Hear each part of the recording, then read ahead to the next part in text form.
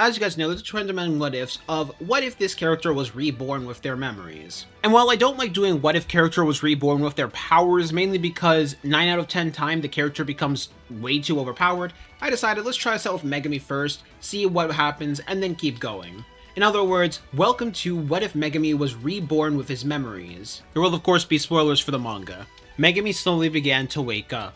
He felt a lot younger, a lot more filled with energy in comparison. From what he remembered, he was supposed to die of old age. No, he felt like he did die. As he looked into a mirror, he could see he was rather young, the age where everything seemed to have started. He saw a man exiting the house, one who looked drunk and depressed, but this man was rather familiar to him, as he had come to find out in the future, this was Toji Fushiguro, his father. But he was too late to stop him from leaving, as he recognized this date all too well. This was a few months before his father died. For a moment, Megumi had to wonder if he was dreaming. He had to wonder where he was. How did he get here? How did he have an entire memory of a lifetime ahead of him, before eventually seeing someone else? A soul that he wished he could have saved, but at the time he had no way to do so. Instead, they were killed by his own hands. Sumiki. As even more memories flooded back into the young boy's head, Sukuna taking over his body, forcing himself to kill both Sumiki as well as Gojo. Did Sumiki still have that cursed object inside of them? Was Yorozu still there? Megumi was starting to realize that for some reason he was sent back in time. His mind was sent back in time, but he didn't have his body. Still, he had all those memories, all that combat experience. Was this a chance to change everything? Was this a chance to be able to rewrite history? While the future had turned out pretty good for all of them, it could have been better. Gojo and Sumiki especially could have survived. But now that he was granted this chance, he had to make sure that he was going to change the future. That he was going to change fate. While he wouldn't be able to save the man that he knew was his father, there were other things he felt he could do. First and foremost, the most important thing was making sure Sumiki was alive. Not Yorozu, Sumiki. But to do that, he was going to need to separate the curse object from them. He remembered Yuji had such a method to do so with his soul punches due to him being a vessel. And since Megumi was also a vessel in the past, he felt it might be possible for him to learn how to do it. Of course, right now he was only 3 years old. He didn't actually have curse energy unlocked yet. And he was going to be learning this via something he had heard from somebody else. But he felt with his knowledge and his experience, he should certainly be able to do it. And he might get the chance to save Sumiki, to create a future where she can be in it as well. But right now, he was just going to have to wait, and enjoy the time with his sister, a lot of time that he had missed. Sumiki wouldn't really notice anything off about Megumi as they grew up, mainly because of the fact that Megumi got his memories back and was reborn when he was 3 years old. So it was less that something was off about Megumi, and more this was just the person that had come to be, resulting in the two of them having an even closer relationship, something Megumi regretted back during the time he was still alive. He took for granted the time he had with her, and he knew she would be in a coma soon, so he was going to take advantage of that time. Granted, he was also certain he would make sure that that didn't happen. And he knew there were other things he could help out with, though there was also going to be the problem of he didn't exactly have a way to explain this properly yet. Maybe if he explained some things to Gojo, it might be able to help, but he wasn't too sure.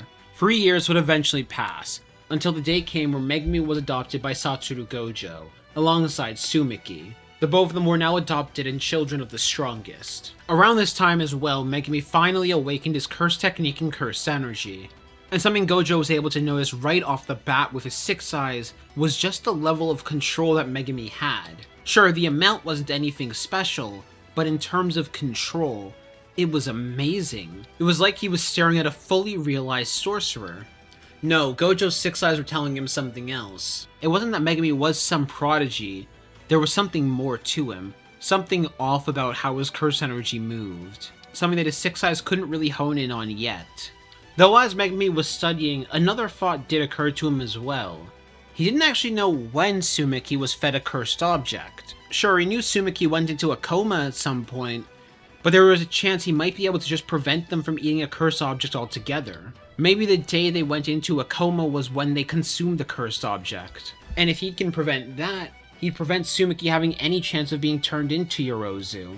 But he was going to need to train heavily in preparation. Well, he was never a slacker. Now he knew the right steps to take. He knew the right path to take. And while he didn't have all his power from his past life, he did still have all those memories and all that experience. Something that he was going to make sure to put the good work. He wasn't just going to save Tsumaki, he was going to stop the Culling Games in its entirety. He considered for a moment if he should tell Satoru Gojo, tell him what he truly was, but he honestly wasn't too certain if Gojo would actually believe him. After all, right now, he's just a child, and there sadly wasn't too many things he could do yet to actually prove himself as someone from the future. He didn't have events that he could predict yet, not from this point in his life. And while Gojo was able to see there was something off about him, he couldn't exactly put his finger on what either. Megumi was just going to need to keep working. There was something else he had considered as well. He knew where the fingers of Sukuna were, and he knew how to retrieve each of them. But call it a little bit of selfishness, he still wanted Yuji to be around. He still wanted to see his friend. And he knew in the end they'd definitely be able to contain him. Plus, he might also need Yuji's perspective on the soul punches in case he can't figure it out. So for now, he just continued on with his school life while continuing to train as well. During this time, he eventually ended up meeting somebody that he kinda completely forgot that he had met. And honestly felt a little bit ashamed considering just how important they ended up becoming to his life later on. This person was of course Hana. Megumi was a little bit caught off guard at the fact that he even met her this early on. At first he thought this might be something he had done to accidentally change the timeline, making them meet earlier than they were supposed to, but then he remembered hearing from Hana that they had actually met when they were children. But he knew that Hana had grown up as an orphan last time, so he felt that maybe, just maybe, he could help her as well. And it would be good to keep someone like the Angel as an ally just in case. He wasn't quite sure if they had access to the Angel yet, but it would be good to have them on their side. Plus he just wanted to have another familiar face. So he did manage to convince Gojo to enroll them into Jujutsu High alongside himself. Though of course Gojo did tease Megumi about it like Megumi had expected him to. Still, yet another ally alongside him. He was remaking connections that he had in the past. And while he knew for a fact they wouldn't all be the same, he knew this would at least help him to be able to make sure the future would be better. Eventually, the fateful day would come, where Megumi became a third year, and the day where Tsumaki fell into the hospital, in a coma. He knew the person behind this, Kenjaku, but he didn't know how Kenjaku even got in, or how they managed to feed them a cursed object. And while he knew Kenjaku was responsible, and that his vessel would eventually be Geto, he didn't know who they were now, and Kenjaku was clearly cautious enough to know to avoid Megumi. Megumi was not just a sorcerer, but a powerful one at that. Over time, he had gotten stronger. In just curse energy refinement alone, he was at the level of a grade 1 sorcerer.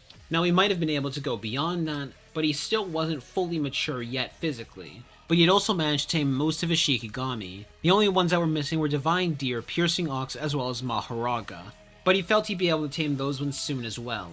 Aside from Maharaga, of course, mainly because he still wasn't too sure how he was going to tame that. Even in the future, he had no idea since Sukuna was the one to tame him for him. Still, he cursed himself for his inability to be able to save Tsumaki. He was given this chance, but it wasn't over yet. Even though he wasn't able to prevent Tsumaki from becoming a vessel, he'd be able to save her. He was certain of that. He had to do something. He needed to practice his soul punches, but in order to do that, he was going to need to find the one sorcerer on the planet with enough knowledge on the soul who'd be able to help them. That one person was of course Yuki Tsukumo, the elusive special grade sorcerer that no one really ever knew the location of. Though, he was certain if he asked Gojo, Gojo would certainly help them find them. Which when he did ask Gojo left him both intrigued, as well as confused at why he was asking. Sure, he knew that Megumi was a studious kid, but something about this felt a little bit more urgent. He tried to get Megumi to tell him everything, especially considering they were going to get a new student here at Jujutsu High soon. That student being Yuta Okotsu. And once Megumi heard that name, he realized now might actually be a good chance to reveal everything.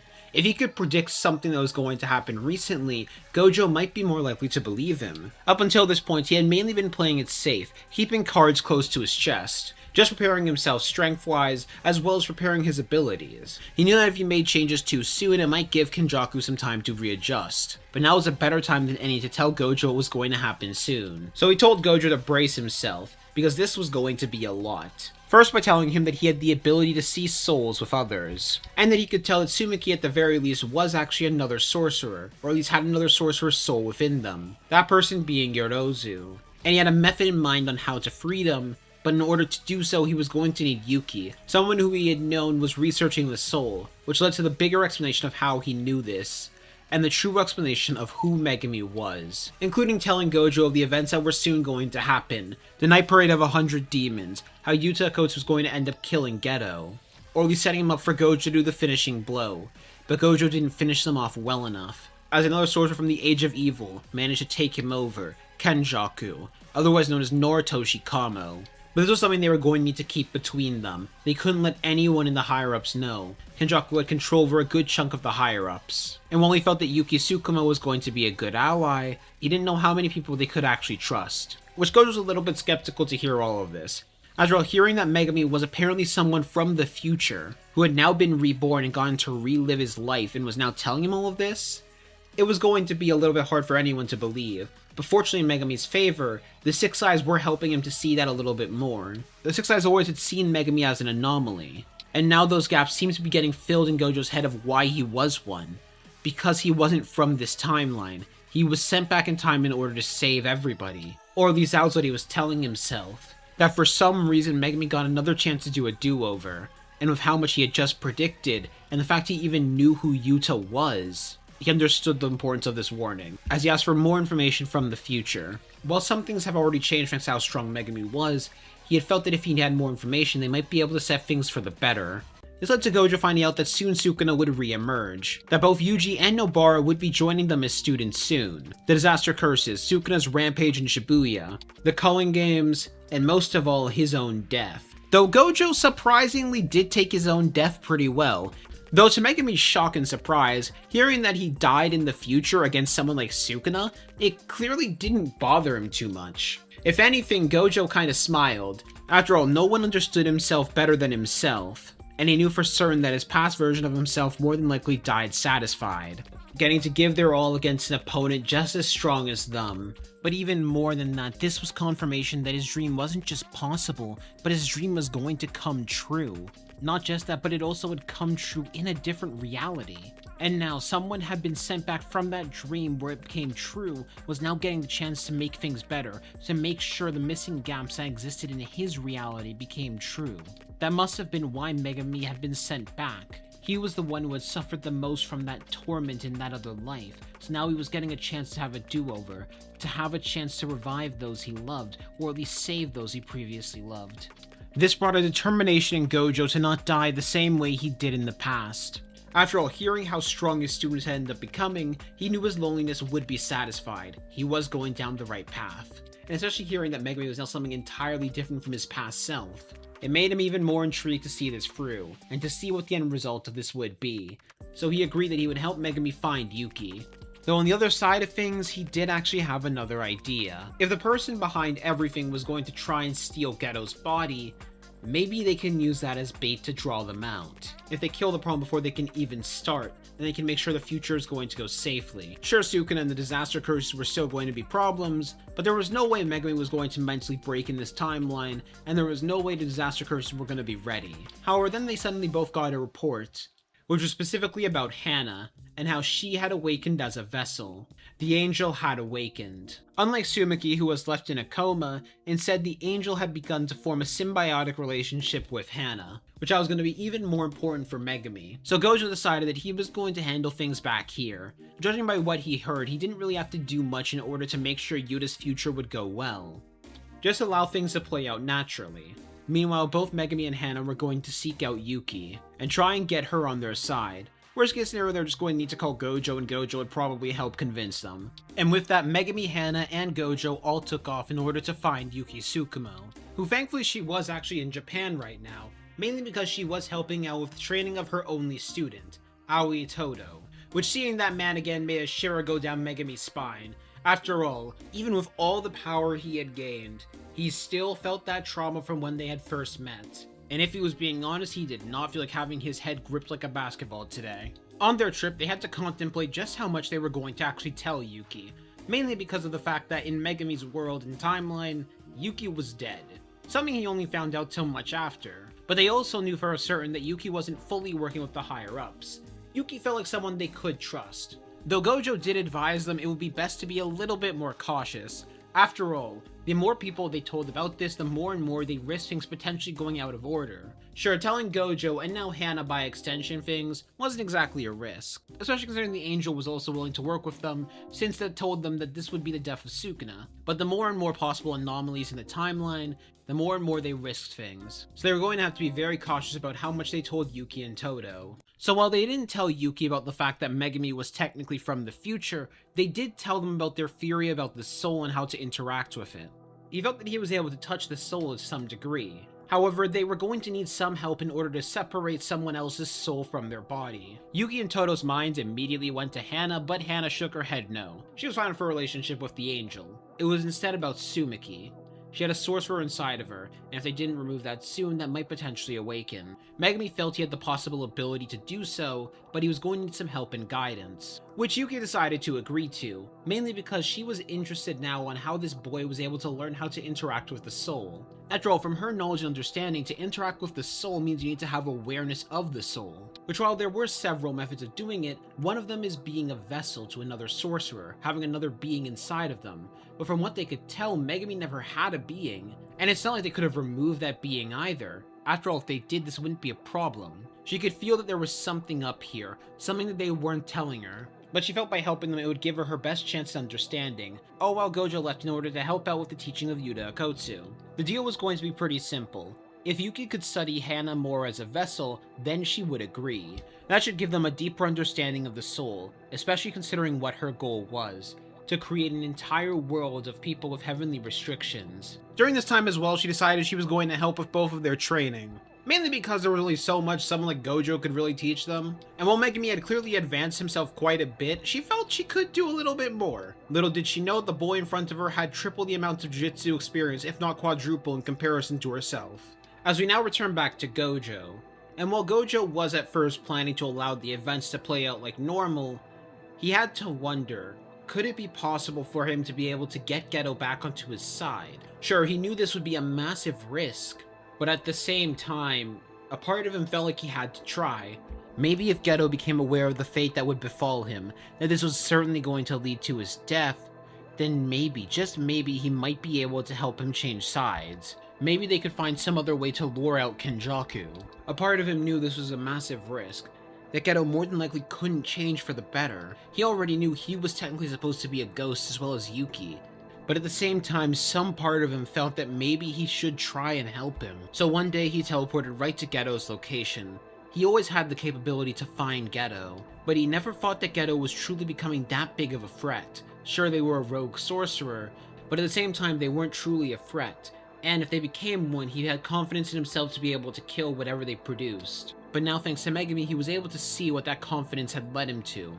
That arrogance led to the suffering of so many others. Geto was immediately caught off guard by the fact that his old friend had returned, had teleported right in front of him like this. At first he thought that maybe Gojo was here to execute him, to finally kill him. But Gojo told him that wasn't why he was here. So it led him to the opposite thought. Maybe he was actually here to join forces. Maybe he had finally seen the right way, but that also wasn't it. So that left the question of what Gojo was really here for. Gojo knew he was going to have to be careful with his words. He couldn't tell Geto about Megumi, but he believed he had an idea on how to do so, as Gojo explained that he knew what Geto was planning, about the night parade of 100 demons and how he'd been collecting curses for all of that. And while Geto was shocked for a moment, his brain immediately went to justifying that through the 6 eyes. After all, it would only take Gojo looking in order to see what he was doing. But if Gojo was aware of that, then why wasn't he arresting him or killing him? If he was aware of his intentions, but then something else hit him, about the fact that Gojo even knew the name of the operation. It would be one thing if he knew just that he was collecting cursed spirits, but the fact he knew what his plan was and what he was going to call it, it made Geto start to wonder if he had a leak, someone who had been feeding information from the inside, which made him even more curious to listen. As Gojo explained how this would lead to the death of Suguru Geto, how this would lead to the death of the entire family he had grown to care about so much. Gojo explained that he had no intention to force his hand, but if he went down this path, it would lead to a future that would hurt him so much more than he could ever imagine. The cost would not be worth it. And there was a certainty there that told Geto that this wasn't a threat. However, Geto wrote it as something else, where Gojo was simply just trying to tell him what would happen in the future. Geto took that as a promise. as what Gojo was going to make sure happened, which led to Geto telling him that he had no intention or plan to stop. So if he really wanted to stop him, he would have to kill him right here and now. Gojo honestly considered if he should for a moment, but he knew it would be better to allow things to play out as they were supposed to. If he did kill him, he'd be interrupting Yuta's chance for growth, which is why he wasn't going to do that. He just had to make sure this time he properly dealt with Geto's body. As Gojo teleported away, Geto considered for a moment on if he should change his plan, but from what he could tell, Gojo only knew about his distraction, about the night parade of 100 demons. He didn't know about the true intention, to kill Yuta Kotsu and claim Rika for himself. So long as Gojo didn't know about that, his plan would still be able to succeed, or at least that was what he believed. Later on, Gojo told Megumi about what he had attempted to do, and while Megumi felt conflicted, he also understood his mentor and his plight. Still, he had a feeling that talking to Geto wouldn't work. It was why he never suggested it. If only he had said something a little bit earlier. If only he tried to tell Gojo about what would happen in the future earlier. But it was far too late now. All they could do was wait and train in preparation for the night parade of 100 demons. All while, one of Geto's followers had been watching him very carefully. A woman who had stitches on her forehead, Kaori Itadori. A sorcerer who had been waiting for her opportunity. In reality, this sorcerer was Kenjaku, the very person they had been looking for after all this time. And while they contemplated on killing Geto right here and now, they ultimately decided against it. Even with Gojo appearing like this, it wasn't like he was going to stop his plans, and Kenjaku was pretty certain they were going to die by the hands of Gojo. So no need to risk exposure. He had already been patient in planning for over 1,000 years. What's another few months? And as both Megumi and Hana trained in preparation for the night parade of 100 demons, Megumi began to notice something else. He was improving curse energy refinement-wise even faster than he expected. Sure, he knew he was going to improve fast, but he didn't expect this level of speed, before he remembered something else. Yuji was able to improve insanely fast thanks to Sukuna's level of curse energy control that he utilized, and his body remembering that experience. So the same must have applied to him, albeit to a lesser extent since it was mainly just going off of his memories of another life, which was why he assumed it had taken so long. However, he did also have another advantage. He had the power and experience of a full power Sukuna. Not just that, but Sukuna was active for a month, so not just was he getting dividends from his past life, he was getting dividends from when Sukuna took over as well, something he was going to take full advantage of. And eventually the night parade of 100 demons did arrive. However, this time Jujutsu High was a lot more prepared, mainly because of some additions that were on the field. Special Grade Sorcerer Yuki Tsukumo was going to assist with one city, while Gojo was going to assist with the other. In that same city, both Megumi and Hana were also going to assist. They had already told Gojo they were going to have to do something rather cruel. They were going to need to send Panda and Inumaki back to Jujutsu High in order to help Yuta awaken his potential. This was something Gojo had already done originally in order to send them as assistants to fight against Geto. Though hearing that they weren't going to be of too much help, it did make him feel a little bit bad for them, but at the end of the day he did know they were still going to be helpful. Just not in the intended purpose they had in mind. But still, thanks to so many strong sorcerers being on the field, including one who was just basically a full-on counter to cursed spirits, and Megumi, who had certainly tamed Madoka Deer by this point and was helping out with the healing of several of the weakened sorcerers, they were able to handle the night parade of 100 demons. And when Yuta had finished off Geto, this time when Gojo appeared, he was going to make sure of one thing.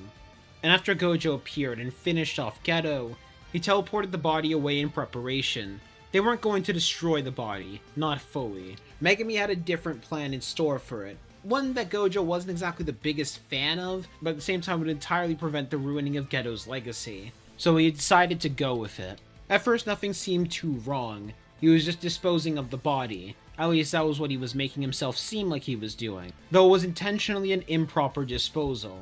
This was to make sure that whoever Kenjaku's vessel was would be lured out. And when they did arrive, and Kenjaku was about to do his body hopping technique, Gojo Satoru, Yuki Tsukumo, and finally Megumi Fushiguro all appeared. Gojo teleporting all three of them in. Kenjaku's eyes widened in that moment as they realized they were about to die. She was about to die before she could even begin her plan, as her eyes went to the boy, Megumi Fushiguro, a 14-year-old who hadn't even entered into Jujutsu High properly yet. Why was he here? But they didn't have much time to think, as Megumi said, "I think I've had enough of old heads trying to figure out some way to make the world follow what they desire. Your plans end here tonight. and Sukuna will be joining you in the future. And before Kaori could even hope to respond, Gojo finished them off right then and there. Yuki was only really there to add extra support, just in case they did manage to show up a little bit too late. Megumi had done it. He had made sure the culling games weren't going to happen, and now there was only one loose end left from his past. Well, two loose ends. The first one was going to be freeing Tsumiki, and the second one was going to be killing Sukuna once and for all. Sure, he still knew about the disaster curses, but he had a feeling they would be able to deal with that pretty soon in the future, especially considering Gojo lived, and now they were leaderless. But his top priority was going to be freeing Tsumiki, finally giving her that freedom she deserved. He felt he had a good enough understanding after nearly a year of training under Yuki on how to perform the soul punches, especially with his memories about when Sukuna had taken over his body in the past. But now it was time to see if he could make that memory into application. Months began to pass, where not much was happening in between those months. Megumi knew more than likely the disaster curses were somewhere out there, though he had no idea if they had actually formed a group or not. But he was certain he'd actually be able to handle most of them by this point. He felt he might need a little bit more practice if he were to go against someone like Jogo, but other than that, he felt he could handle them. If not, they still had the Gojo-sized nuke on their side, and he had been spending those months figuring out how to free Tsumiki. A part of him also remembered that when Yuji was separated from Sukuna, he was still able to awaken, cleave, and dismantle due to that technique being etched onto Yuji's brain. So a part of him now was wondering if Tsumiki was going to awaken Yorozu's technique. If Tsumiki would get creation, though a part of him doubted it. And if he was being honest, it didn't really matter to him either way. All he wanted was for his sister to be free. 6 months before he met Yuji, he finally freed Tsumiki from the curse, separating the curse object from her body. Tsumiki began to awaken, causing a wide smile to rise onto Megumi. Megumi had done it. He had done something he hadn't been able to do in his previous life. He saved his sister from this curse. Both Hana and Gojo were cheering for Megumi the entire time. Megumi and Hana knew they were going to need to get ready as well. Soon they were going to become first years, but that was the plan for the future. Right now they wanted to focus on what they gained, on the fact that Tsumiki was now free, as her curse object was moved into the vault alongside some of Sukuna's fingers, and the death paintings, which reminded Megumi of something else. What was he supposed to do with Choso? Because he knew by now that Mahito was the one who awakened Choso. And Choso was an ally in their past life, though Megumi didn't really know him all too well, so he didn't really feel that much of an urge to actually help him. Maybe after they deal with Sukuna, they can feed the 9 death paintings to Yuji, though they weren't too sure if Yuji would even want that in this world either. That was for them to figure out in the future. The important thing was to focus on the now. While Megumi contemplated on telling Tsumiki what he really was, he decided not to. All of this was just way too much for anyone to handle, and he felt just keeping it to Gojo, Hana, and Yuki were gonna be good enough. A few days after Megumi had successfully freed Tsumiki, Hana approached Megumi because she had something she wanted to ask him about. Hana was, after all, aware of who Megumi truly was, of the fact they were from another timeline. So this was more of a question from the angel rather than Hana herself, which that question was, why did they not ask her to save Tsumiki? Was it because they didn't know they were capable of separating people from vessels, or was it for another reason? In truth, it was mostly out of curiosity, but they did want to know nonetheless. However, upon seeing the reaction from Megumi, it was clear that he did not forget. No, the real reason why he did it was because he wanted to be the one to do it. It was something he explained to her. In his past life, he hadn't been able to save anyone. He felt useless in his past life, and he wanted to see if he could do it on his own. He knew it was possible, he knew he just needed to find the right tools, and besides, if things just started to go wrong, Hana was always an option. But in truth, it was mostly pride. Pride that told him that he wanted to do it himself, that he wanted to be the one to save her this time. There also was the second factor that they knew Jacob's ladder was pretty painful, but if Megumi was being honest, that wasn't really the main thing he was thinking about in this moment. And once they got that explanation, they contemplated how they felt about it for a moment, because they felt a strange mix of emotions. But in the end, they guessed they could accept it. After all, in the end, Megumi was able to do it either way. But they did tell him that next time they find somebody like that, please let them separate them. It would be probably easier for them in comparison to himself. Which Megumi gave a thumbs up to. And eventually 6 more months passed until the fateful day arrived, where he arrived to Sendai, mainly due to reports of hearing about a Sukuna cursed finger. But he knew exactly what those were about. This was the day Yuji was supposed to become a vessel of Sukuna, Though Megumi didn't know he was going to have to throw this fight in this case, mainly because he needed to make himself look like he was in a circumstance where Yuji needed to rescue him, where Yuji needed to get more power. Gojo was also nearby, not close enough to ward off any cursed spirits, but he knew he was going to have to show up pretty soon. And he managed to play this perfectly, allowing Yuji to consume Sukuna's finger. But the moment Sukuna did, he immediately noticed something off about Megumi. Sukuna was a god in cursed energy. While Kenjaku never got the chance to see Megumi, at least not before it was too late, Sukuna was seeing him right now, and he was able to see that Megumi had thrown that fight, that Megumi had become a trap willingly. Seeing that, Sukuna immediately lifted up his hand. He didn't know why, but he felt like Megumi was a threat, but also something to be intrigued at, as he was preparing to cast the domain expansion right off the bat, which caught Megumi completely off guard. Sukuna didn't do that in the original timeline. He prepared himself to cast his own domain, but before either of them could, Yuji took back control, as Gojo appeared beside Megumi, looking over at him and basically asking, "Was that what was supposed to happen?" Megumi shook his head no. They were going to need to explain some things. Though this time Gojo didn't really feel the need to have Yuji activate Sukuna for 10 seconds. He already knew this was going to work thanks to Megumi. And thanks to how tired Yuji already was, Gojo just decided to knock him out. He held it to be easier than just bringing them along to Jujutsu High. A smile formed on Megumi. He was able to get his friend back. And while part of him did feel bad for allowing Sukuna to be in his body, he knew it was necessary to eventually put Sukuna down. Megumi knew he could have been the vessel, but there was one big risk to that. He didn't want to risk Sukuna getting all of his knowledge and abilities, especially considering that could potentially lead to Sukuna figuring out the world-cutting slash, which that would be a problem for everybody considering how strong Megumi was. Sure, he was also confident he could hold Sukuna down, but he knew that Yuji would have a better chance than him. Plus, they already figured out a way to kill Sukuna, and they had Hana on their side, so after they could get what they could get to benefit Yuji, they were just going to end Sukuna. And after this point, things honestly start to go better for the cast. With no Kenjaku around, the disaster curses never end up meeting. Unfortunately for Mekamaru, this means he never gets to make a deal, so his body doesn't get to turn back to normal, but at least he gets to live, for once. Nobara does also end up joining up the team, with the first years becoming a team of 4, Yuji, Hana, Megumi, and Nobara. Which leads to Yuji not needing to fake his death at the Finger Bearer, because even with the higher-ups trying to send Yuji on that mission, there's no way Megumi is going to let that happen. Plus they have Hana as well, who's kind of just the counter to cursed spirits. And a Megumi with more than enough power to beat a Finger Bearer into the ground. At first, Megumi was a little bit worried that this might mean Yuji isn't going to meet Nanami. However, they can always just set this up under later circumstances and it can go better. But then he remembered someone else who he was supposed to meet. Or in this case, meet again. Todo ends up going to meet them, though he's mainly there to meet Yuji and Nobara since he had already met Megumi and Hana in the past. And Megumi kinda just forgot how fast Todo bonded with Yuji, which meant Todo was going to train Yuji earlier. He really did hope that Todo wasn't going to go too far with that training, but worst case scenario, he could stop it.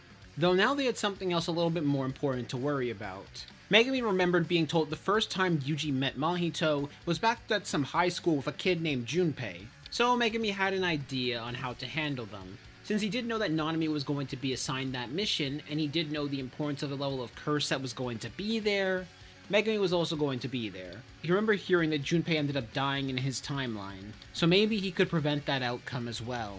He was also planning to still send Yuji there either way after Todo was done his training. He felt after Yuji was done his training, he should be able to defeat Mahito considering how weak he was at that point. But worst case scenario, he could be there in order to finish off Mahito. Since he had a domain with a sure hit, that would affect Mahito even with his technique. Plus, he still wielded the soul awareness thanks to his time with Sukuna as a vessel.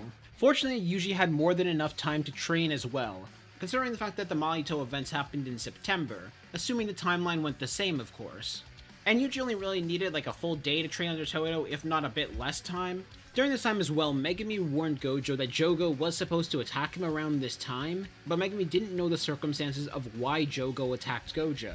And with no Kenjaku around, Jogo didn't attack Gojo that day. And upon Megumi hearing that, that worried him to his core.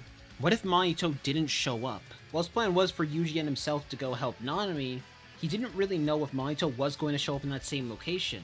And someone like Mahito being a loose cannon like that out on the wind, that was something much more deadly. After all, he remembered just how far Mahito had evolved in his original timeline. He had never seen it, but he heard it from Yuji, and he had just began to dive into that well of potential. Sure, both Kenjaku and Sukuna had circumstances where they could set them up for perfect traps, but the problem was there was no way to predict what Mahito was going to do. Megumi just lacked way too much knowledge, and his worst fear ended up turning out right.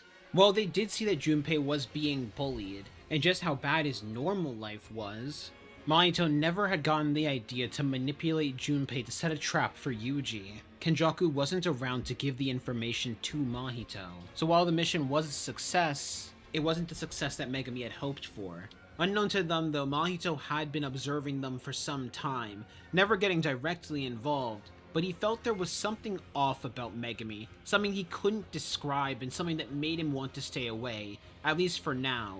He was aware of the fact that Sukuna had awakened, but there wasn't really much they could do with Sukuna right now. He wanted to force Yuji into a circumstance where they might awaken, but with Megumi around and with Gojo around, that likely wouldn't happen. He was going to need more power before he could do such a challenge. He was going to need a greater understanding of the soul, and even though he was a strong cursed spirit, he was going to need allies as well. So as Yuji and Megumi returned back to Jujutsu High not finding anything, Mahito began preparations for his next move. Eventually, the Goodwill Festival would begin, with Megumi actually choosing to sit this one out, mainly because they currently were one student over, and Megumi knew if he participated it would make things way too easy. Granted, he already had a feeling that things were going to be pretty easy, between a Yuji who started training with Todo significantly earlier, and Hana who had been training with Gojo from the start, in comparison to the normal Hana who had never really gotten any significant Jujutsu training. Yuji and Hana were probably both at a grade 1 level at this point, with Yuji probably being around the same level as he was during the start of Shibuya, if not stronger and approaching the level when he fought Mahito. Not to mention Hana as support. Megumi did also make sure to warn Gojo that the original plan for today was for them to steal the 6 fingers of Sukuna in storage alongside the cursed death paintings, though in truth he wasn't too sure how likely that was to happen anymore with Kenjaku being dead and Mahito now being out of the picture. Megumi had already changed the timeline and was going to make things far more annoying for him to predict. And just as he thought, nothing ended up happening. The festival went on as normal. Megumi was starting to think that maybe killing Kenjaku now was probably a bad move.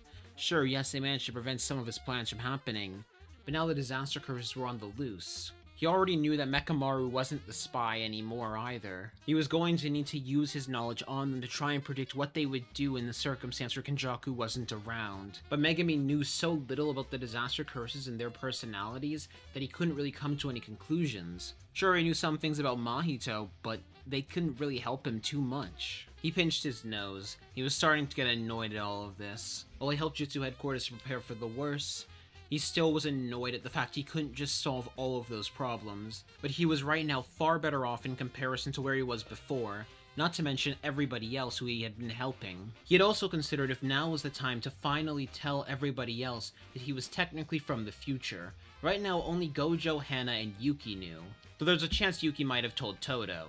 And he had already screwed up the timeline quite a lot, so he knew that telling them probably wouldn't have that many drawbacks or issues to it. Though at the same time, there was one big issue to telling them that. Sukuna. Sukuna finding out more information was still a worry. Sure, he was confident that Sukuna would never get a chance to take his body, but at the same time, Sukuna was someone he could never underestimate, especially after being a prisoner in his own body to Sukuna for a month. There was something else he was thinking on too, as another memory hit him since he was thinking on Shibuya. His battle against the man he now knew as Toji. He didn't really get the chance to get to know Toji better. After all, his memories came back to him when he was 3 years old, around the similar time when Toji left. He couldn't really stop him at the time, but he remembered seeing just how much Toji had suffered, and also how much Maki and Mai had suffered from the hands of the Zenin clan. In his own world, Mai had to die in order for Maki to awaken, so he considered doing something that he never would have considered in his past life. Originally, he had no desire to lead the Zenin clan, but he knew right now he both wielded the power to take it over, as well as the capabilities to lead them down a better future. Or at the very least, prevent Mai from having to die. Sure, he never got to know Mai, but he didn't think Mai deserved to die either. Well, he had a feeling that Nobita would be fine with it considering he wanted to give the clan over to Megumi in the original timeline anyways. But Naoya and the others, probably not. And having to fight against the entire Hei, Or at least Naoya and those loyal to him were going to be annoying. He was going to need to plan this out. While he did have the Gojo nuke option as always, he didn't quite want to use it in this case. He wasn't too sure if he wanted to completely exterminate the Zenin clan, or just take it over. Thankfully, since the Shibuya incident seemed very unlikely to happen now, this wasn't really a pressing issue. The only thing he really could do was working on refining his abilities, though another thought did come to mind. One he hadn't really thought about in a long while. Trying out new ways to tame Mahoraga, as a part of him was now curious if he was ready for that. He already had 9 out of the 10 Shikigami after all, but he was never able to succeed with that in his own life. Maybe he could do it in this one. While all this was happening, Mahito had been searching.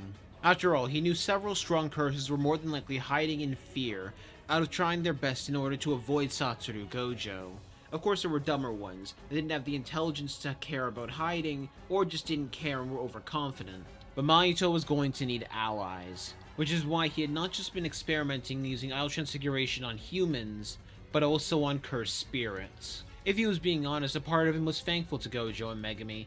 He likely would have never had to thought about using idol transfiguration on those types of beings if it wasn't for the threats in front of him. As a result of this, around the same time that the Goodwill Festival was happening, Mahito tracked down one of Sukuna's fingers and defeated the finger bearer, taking it for himself. The sign to him that Sukuna had returned. And maybe, just maybe, he might be the key to being able to create the worlds he wants, or at the very least eliminate the strongest. Through his experimentation, he was able to figure out how big or how small a human could go. In terms of size, a human could be transfigured to be several times bigger than his actual body, or small enough to be close to the size of a finger. What if he were to apply that to cursed spirits? Specifically this small application. If he were to use that on weaker cursed spirits, it might give him access to a spy network. Of course, Gojo's 6 eyes would be able to discover them if they were ever near him, but if they were near the others, he might be able to make that fair game. There was one person he wanted to find in particular. He wanted to find Yuji Itadori, the boy he had heard about being Sukuna's vessel.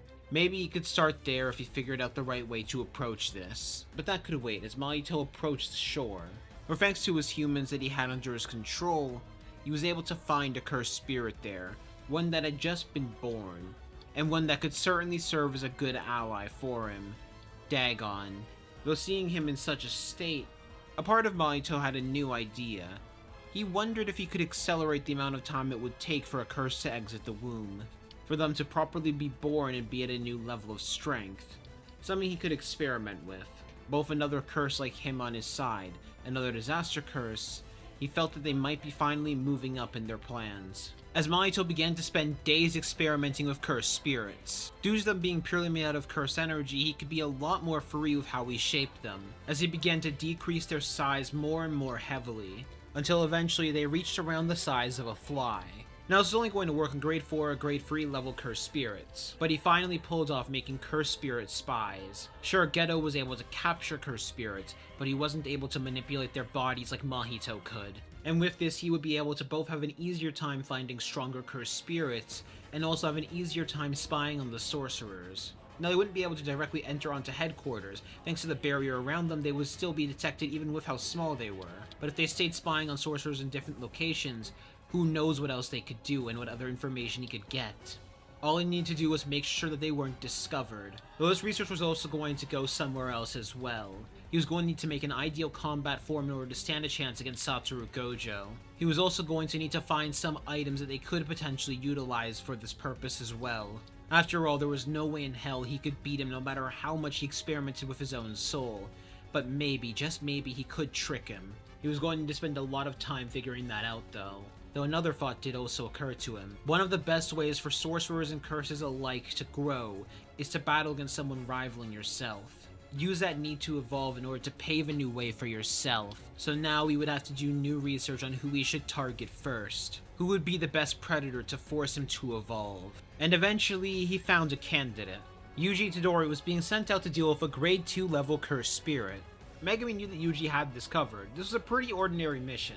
And considering Yuji was already stronger than where he was supposed to be, Megumi felt that things were going to be alright. He was going to stick to his own training for now and work on a way to strategize around beating Mahoraga. After all, they were at a point in the timeline where just things were unpredictable right now. Megumi had some regrets from how early he acted. Sure, he stopped Kenjaku, but if he just let Kenjaku take Geto's body, Kenjaku would have led them right to the other disaster curses, and they could have used Gojo in order to kill them. Hell, Megumi might be physically capable of killing a few of them himself. Part of him was also wondering how he even got sent back in time now that he thought more about it, because he never really got an answer for that. Like, he knew he did die, but at the same time, he doesn't really know how death works, and now he had to deal with the thoughts that potentially everybody who died ended up getting sent back in time into their original body with all their memories. Before he shook that off, that was not for him to think about. He'd already made a timeline where his mistakes were corrected.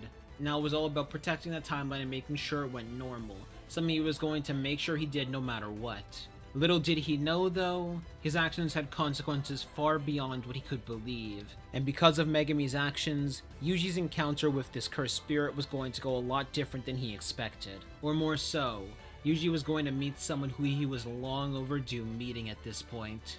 Yuji was currently inside of a closed-down mall. He had just finished off the Grade 2 Cursed Spirit alongside a swarm of Grade 4 and Grade 3 Cursed Spirits. Which honestly, this was a lot easier than he had expected. Though as he was preparing himself to leave, he suddenly began to hear several screams. Acting on instinct, he immediately headed to the direction of the screams. Worry began to rise into Yuji's face. Maybe he missed a curse. Maybe there was something stronger here. And while Yuji didn't notice, Sukuna did. Sukuna saw that there were several cursed spirits following them, though they were incredibly small. Most sorcerers would miss something like this, but of course the King of Curses would do no such thing. Though still, seeing them that small was rather weird, not to mention the shape of their soul. Now he was getting even more intrigued what this was about. Eventually Yuji would enter into one of the stores, an abandoned clothes store, where inside he saw several people being held there knocked out, alongside a cursed spirit that was more serpent-like in shape, holding them hostage. Yuji didn't immediately act, mainly because the cursed spirit was holding them hostage. You remember that one cursed spirit who did held a hostage against Nobara, but this cursed spirit seemed to be a little bit stronger. Even with it being slightly stronger, it wasn't much of a problem to Yuji, as he immediately closed the gap and killed the cursed spirit in a singular punch. And after the civilians began to wake up, he told them they were safe now. But now Yuji was wondering how they managed to even get in here. From what they knew, this place had already been evacuated, so how were they here? But before they could leave, Yuji began to hear clapping, and when he looked, he saw a humanoid cursed spirit, Mahito. So you're the vessel of Sukuna. I'm going to need your help with something. Not you, but the thing inside of you. And that immediately rang alarms in Yuji's head. This thing not just knew about Sukuna, but wanted them in particular. There was no way Yuji was going to let that happen. Curse energy surrounded his fists as he prepared to fight against them. He could also tell that this cursed spirit was certainly going to be strong. After all, they not just understood human language, but were speaking it. He had to be cautious. He was going to have to make sure the civilians got out of here and that he could somehow call for help. This was already looking bad, but there was no way he was just going to give up. Mahito made the first move, immediately expanding his soul and expanding his hand, resulting in a massive hand launching right towards Yuji that he punched out of the way. Mahito's eyes widened as he felt the amount of force behind Yuji's punch and just deflecting his hands away like that. But that surprise slowly turned into a grin. He felt that this boy would allow him to evolve, that he would force him to create new ways to apply his own soul. Before Yuji closed the gap completely, his own physical strength and speed was insane, and he landed a hard punch right onto Mahito's stomach, sending him flying through one of the columns, as he quickly told the people to start evacuating. More than that though, Mahito felt himself take damage. A realization hit him in that moment. Yuji Itadori was fully capable of damaging him. This must be because he was a vessel. He might have bitten off more than he could chew, though that did cause a smile to rise onto him.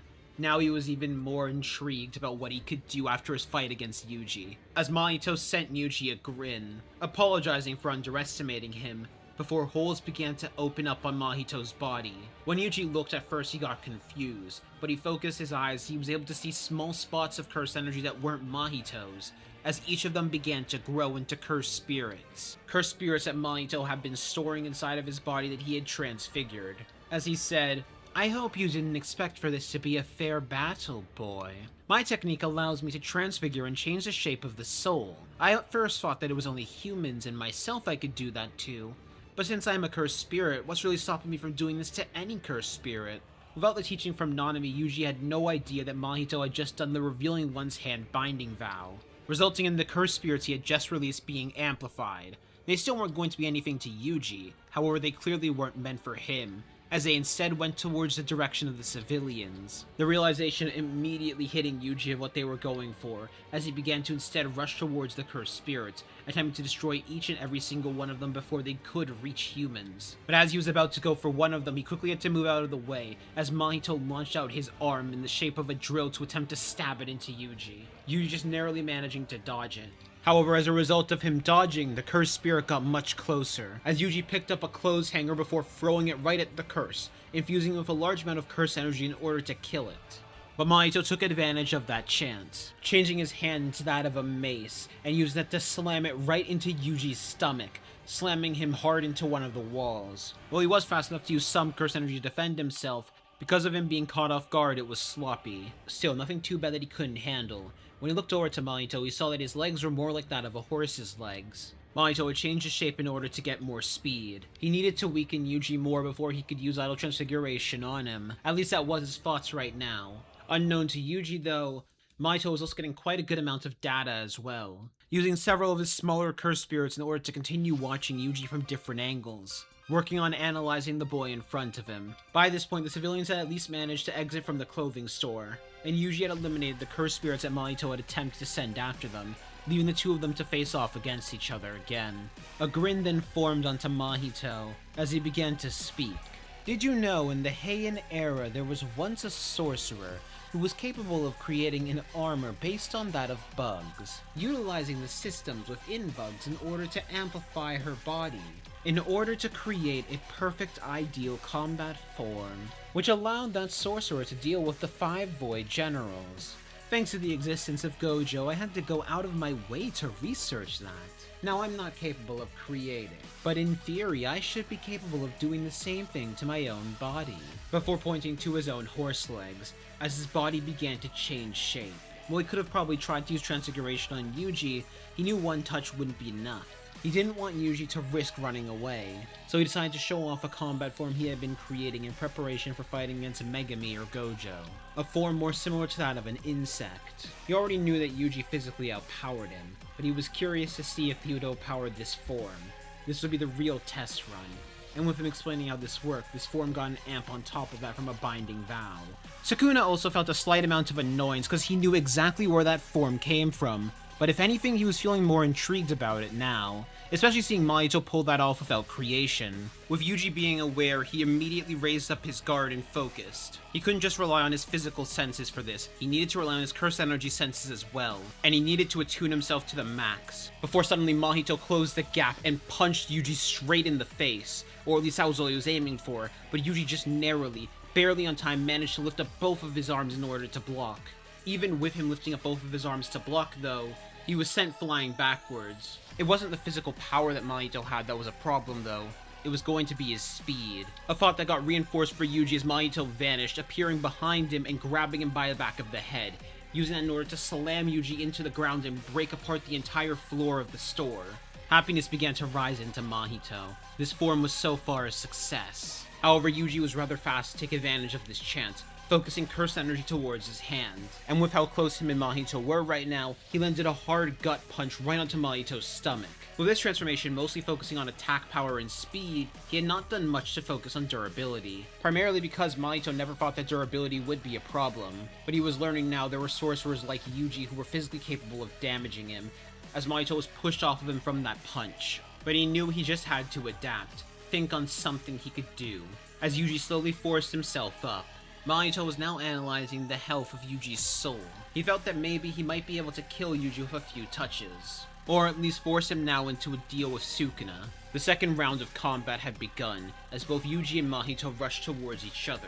Mahito started off by releasing several more curse spirits that he was storing inside of his body. All of them tried to land hits on Yuji from each side, but he was fast enough and skilled enough to react, destroying each and every single one of them as they came towards him, but leaving a perfect opening for Mahito, especially thanks to his enhanced speed in this form, as he placed a hand right onto Yuji's chest, and he attempted to activate Idol Transfiguration on Yuji. However, that brought him face to face with Ryomen Sukuna. Under normal circumstances, Sukuna would have cut Mahito down for even doing this, especially considering he didn't really have anything to relate to Mahito in this case, since both of them didn't share a laugh at Junpei. But Sukuna decided to tell Mahito this: "I will not kill you, primarily because I believe you will be of assistance to me and my goals. Injure the brat some more and then escape. He doesn't know what your abilities are yet fully. Once you do escape, search for items either belonging to a man or woman with stitches on their head named Kenjaku. I'm not quite sure the name of his vessels are right now, aside from one being named Noritoshi Kamo, and one being a woman with short black hair, so start from there. They are dead, but their items will be useful. Oh, and I recommend focusing curse energy to your stomach to defend yourself. Never try and touch my soul again." Before Mahito was woken back up as he saw Yuji focus curse energy towards his hand. Before landing a hard punch right onto Mahito's stomach, Mahito immediately took Sukuna's advice, and it was for good reason, because Yuji had landed a black flash. Not just forcing Mahito out of the form he had created for himself, but sending him flying through one of the walls. This was also the first time that Yuji had ever landed a black flash, and while Mahito considered staying to fight against Yuji, he had to take advantage of this chance, especially considering the state that Yuji was in now. Mahito was going to need to get stronger and refine his abilities, but he had some ideas now. Which is why, to run away, Mahito released all the curse spirits he had stored inside of his body. A storm of grade 4 and grade 3 curse spirits. Not anything that would be able to kill Yuji, but hold him off for long enough for him to escape, eventually reaching back to his hiding spot with Dagon. Mahito was going to need to spend some time recovering, but this was quite a good learning experience for him. Once Yuji returned, he talked to Hana, Gojo, and Nobara, as well as Megumi about how his fight with Mahito went, and what that cursed spirit even was. But when Megumi got that information, a memory hit him, not one of his own, but one of Sukuna when he battled against Yorozu. Realizing in that moment that Mahito had taken inspiration from Yorozu. Mahito was already dangerous, but him doing that was something he never even heard about. Not to mention Mahito being able to use Idol Transfiguration on cursed spirits. He never did that in their original world. Megumi was really starting to realize now just how much by him existing it was screwing things up. Sure, he had a high amount of power and a high amount of ability, but Mahito was now improving and becoming something entirely different. Up to this point, his predictions were able to prevent so many things, but now the board had completely changed. Though not all was wrong in the world. After all, Mahito didn't seem to find any of the other disaster curses yet. If he did, things would be so much worse. Who knows what Mahito could do, especially with the ability to transfigure curses. What if he were to use the disaster curses? Though he wasn't completely worried. After all, they still did have one big advantage. They still had Gojo with them. So long as they did have Gojo, they'd have a pretty good chance at this. They were just going to need to play this smart. They were going to need to try and hunt down all of the disaster curses as well as Mahito before they could unite. Mahito might have adapted, but so would they. Unfortunately for them though, Mahito was given a pretty good place to start thanks to Sukuna. So Mahito began to send out more smaller grade 4 curses in search of things belonging to this Kenjaku person. During this time as well, he was going to practice more and more with his abilities, as weeks began to pass, eventually reaching October 31st, where it was a pretty normal Halloween surprisingly. Or well, that would be a surprise for them at this point, but they kind of just expected by now that things were going to go different. However, by this time, Mahito had discovered both Hanami as well as Jogo, and he finally got a lead on Kenjaku. Though while Mahito was being cautious, Jogo most certainly wasn't. He believed he could still kill Gojo, that Mahito was just overhyping him. And Jogo declared that he was going to kill Gojo himself. While Mahito did try to advise them against this, he knew he couldn't. Maybe he might get some useful data out of this. He was going to have some cursed spirits watch them from a distance. Hanami was also going to go in case they needed to bail Jogo out of something. This would lead to the Jogo versus Gojo battle playing out similar to canon, but just in a different area, including Gojo deciding to bring Yuji over in order to see Jogo as something for him to surpass, completely unaware of the fact that he had done this in an alternate timeline, primarily because while Megumi did warn him of the fact that Gojo fought against Jogo, he actually wasn't aware of how Jogo had managed to escape, just that he did manage to escape. Primarily because that data didn't really directly involve Megumi, so that wasn't really a memory he remembered all too well in his new life. After all, trying to go through around 70 years of memory and get the most important things down to details, kinda hard for anybody. But this also granted Mahito some important data. It showed him exactly what Gojo's technique was, down to the letter thanks to Gojo explaining it to Jogo. Sure, Gojo was aware of the fact that there were weaker cursed spirits around watching, he didn't really think much of it. After all, they were weaker cursed spirits, they weren't really going to do anything. And with him not being familiar with Mahito's cursed energy, he didn't really recognize them as that. Mahito had some ideas on how to utilize that data, but he also had something else he wanted to test out. By this point, he had already surpassed his Shibuya counterpart even without the transformation. And with the transformation, he was a little bit weaker than his instant spirit body of distorted killing self. But Mahito could feel that there was something more deep within his soul that he needed to unlock, that he needed to push himself to do. Still, thanks to all the time he had spent researching in preparation for his battle against Gojo and the others, he had discovered an ability to fuse human souls with each other, the polymorphic soul isomer. But he had to wonder, now that he had been experimenting on curses, could he do that to weaker cursed spirits in order to make a strong one? That might be their way to get allies. During his research as well, he found things belonging to Kenjaku, signs of his plan, and most of all, an item he had acquired even before he was planning to go into Geto's body, the prison realm, something to seal away Satoru Gojo. It took additional research in order to find out how it worked, but he was eventually able to succeed. And now Mahito is just going to need to figure out some way, some plan to permanently seal away Gojo. Then as cursed spirits, they would all be able to wreak havoc. And as Mahito was preparing, he eventually found the perfect sorcerer for his plans, or at least had an idea thanks to researching Kenjaku's notes. From what he understood, Gojo's greatest weakness was his own personality. Gojo was the strongest, but he was still ultimately human at the end of the day, which was something that Kenjaku was originally planning to exploit via taking Geto's body and using that to seal away Gojo. But that one gave Mahito an idea, utilizing the soul of Geto's body to catch him off guard. That would work quite well. Unfortunately, there was one sorcerer who would be able to wield that soul, despite the fact they had been long since dead. That sorcerer was Granny Ogami. Even better for Mahito, they were a curse user, not a sorcerer. Since they were rogue, that meant Gojo wasn't going to be searching for them, or anyone was going to have their eyes on them, leading to Mahito eventually finding them, and using idol transfiguration after defeating them without much difficulty, now having them completely under his control. Now the next part was going to be getting part of Geto's blood, or part of Geto's DNA to be able to summon him, which that was going to take a bit more time, but something he could most certainly do. While this was happening, Megumi finally decided it was time for him to make his move for the Zenin clan. This started out by having a conversation between himself and Naobito. As Megumi predicted, Naobito was going to be more than fine with him taking over the clan, since that was what he wanted anyway. However, he did warn them of the harder part, of the fact that there were going to be some members of the Zenin clan who weren't going to follow him, something that Megumi already knew, so he decided he was going to handle that right here and now, leading to all of the members of the Zenin clan being called for a meeting. When all of the members arrived, they saw a few people catch them off guard: Megumi Fushiguro, Hana Karasu the Angel, Maki Zenin, and finally Naobito. Gojo was watching over this, but he wasn't anywhere nearby, though based on his knowledge, Megumi should have more than enough power to handle this on his own, as Naobito announced to the clan that Megumi Fushiguro would be the one to take his spot as head of the clan after he passed, due to his inherited Ten Shadows technique, his insane level of skill, and finally, but most importantly, his connection to Gojo Satoru, the strongest sorcerer alive.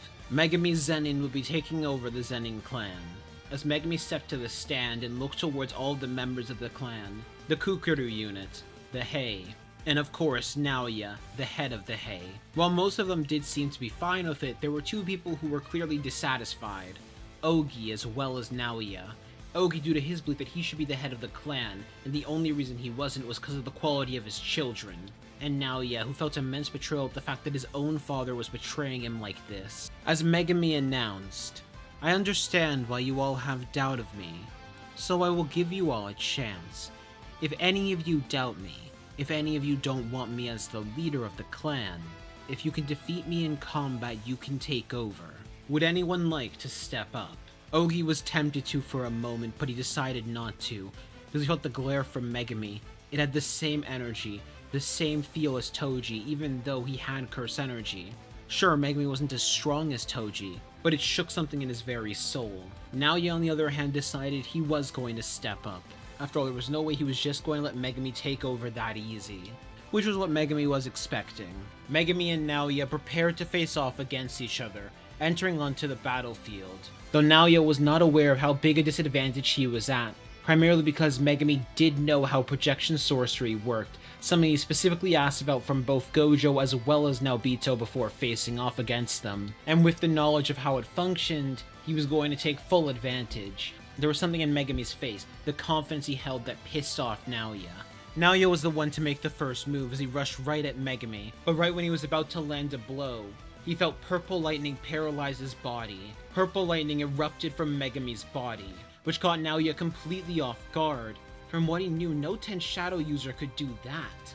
This was something that Megumi had created based on his memory of what Sukuna did with 10 Shadows, when Sukuna utilized the traits of some of the Shikigami in order to make a piercing blood out of water. Normally this was to be used as an opener, however this was in particular effective against fast opponents and stopping them in their tracks. Not just that, but because of how good Megumi's curse energy refinement was, not just because of his past life, but because of Sukuna's experience, he was able to perfectly react to Naoya. Before Megumi activated Orochi, taking advantage of the fact that Naoya was paralyzed in order to bite onto Naoya and lift him high into the air.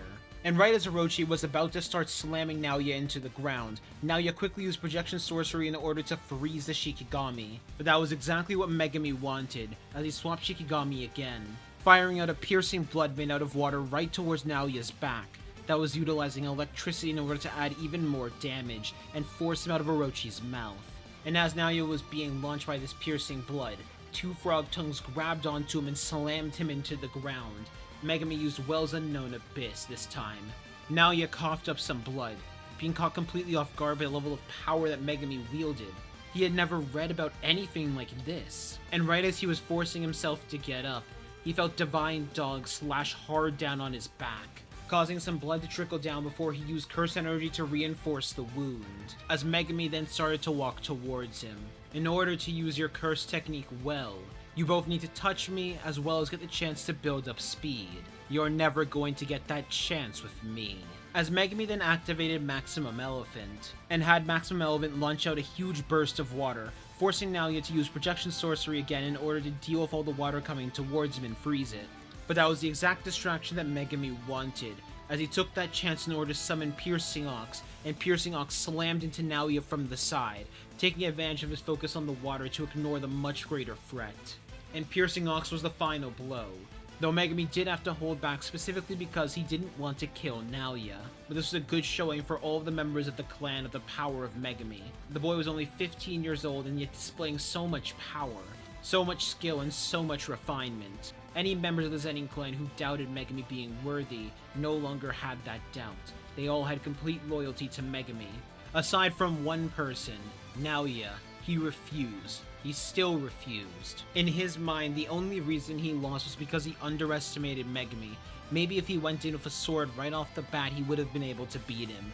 But he didn't even realize just how much Megumi had actually held back in that fight. Still, Naoya had no choice but to fall in line for now. He decided to leave the Zenin clan headquarters though. He needed some time to breathe and time to think on what his next plan should be. Megumi was going to keep an eye on Naoya. He didn't trust this. But at the very least right now, he knew Naoya wasn't going to do anything too stupid, not just with Gojo being around, but himself as well. So he didn't feel he had to focus too much on him. But that little focus on Naoya was exactly what Mahito needed. Under normal circumstances, he would have probably just forcefully transfigured Naoya, but he had a more fun idea. As Mahito eventually approached Naoya and made him an offer. Mahito would grant him the power he seeks in order to kill Megumi. They were soon going to remove Gojo Satoru from the world, and once they succeeded in that, Naoya would be able to take the head of the Zenin clan and have power like no other. And with Naoya's pride being broken by Megumi, he decided to agree. Mahito had one more thing he needed to do before he could be fully ready to attack. He was going to need to make bait for Gojo to arrive. Fortunately, he already had some ideas on how to do that. In 1 week's time, he declared that they would seal away Satoru Gojo and bring on a whole new era of cursed spirits. Megumi would have returned home alongside the others. He was inside of his room meditating, thinking things over and what he should do next. He was now going to be head of the Zenin clan, something he never did in his original life. A part of him was questioning if he picked the right choices, if he went down the right path. Sure, there were obvious regrets in his choices, but a part of him was thinking on if it was right for him to meddle, for him to effectively play God considering he knew what was going to happen, or at least know more than others. With that knowledge, he could have prevented Yuji from becoming Sukuna's vessel, but he didn't. Sure, it was partially his perspective on how to separate the soul from the body, and also because he knew how much of a risk storing Sukuna inside of his own body would have been. But in the end, he knew it was mostly for a selfish reason. It was mostly because he wanted to have his friend with him. He was also thinking back on some of his other choices, how despite him preventing Kenjaku from creating the Culling Games, the world still had problems.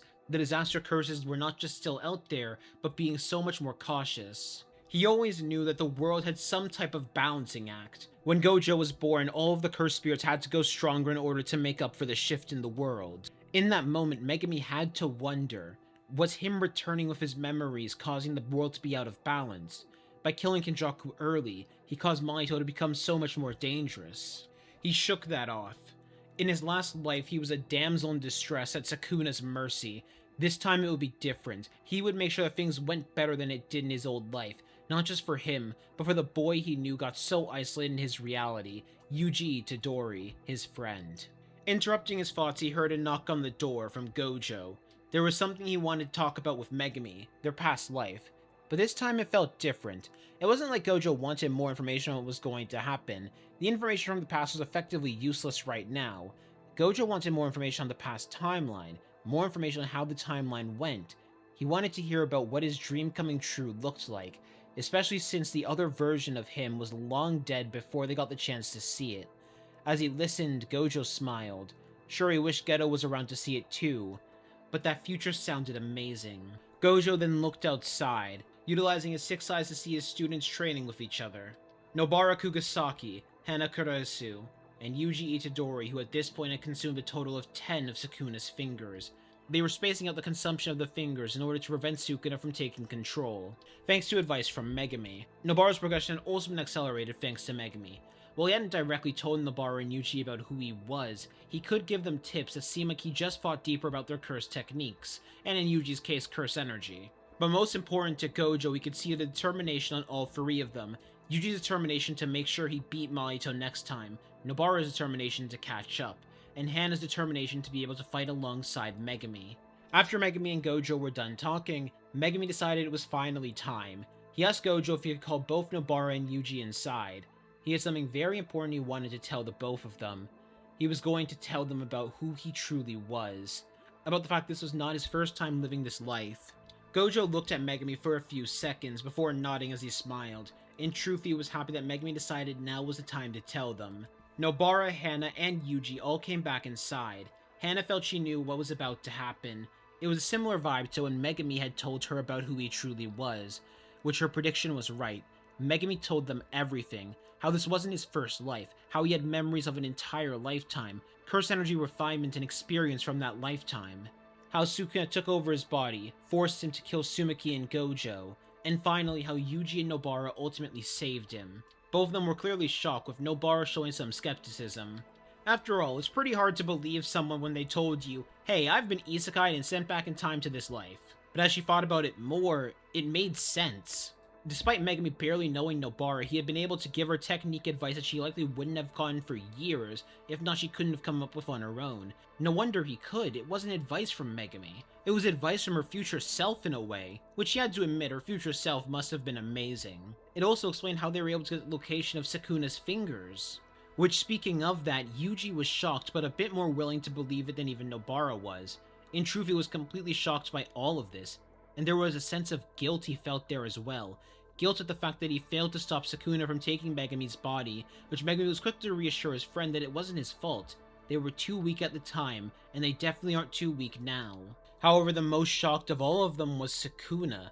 He heard how he succeeded in his plan to take Megumi's body in the future, that he killed Gojo, though Megumi was very specific to not mention how he did it, to avoid risking Sukuna getting the world-cutting slash. Sure, Sukuna had no knowledge of Mahoraga, but he already had interest in Megumi with the talent he had been showing.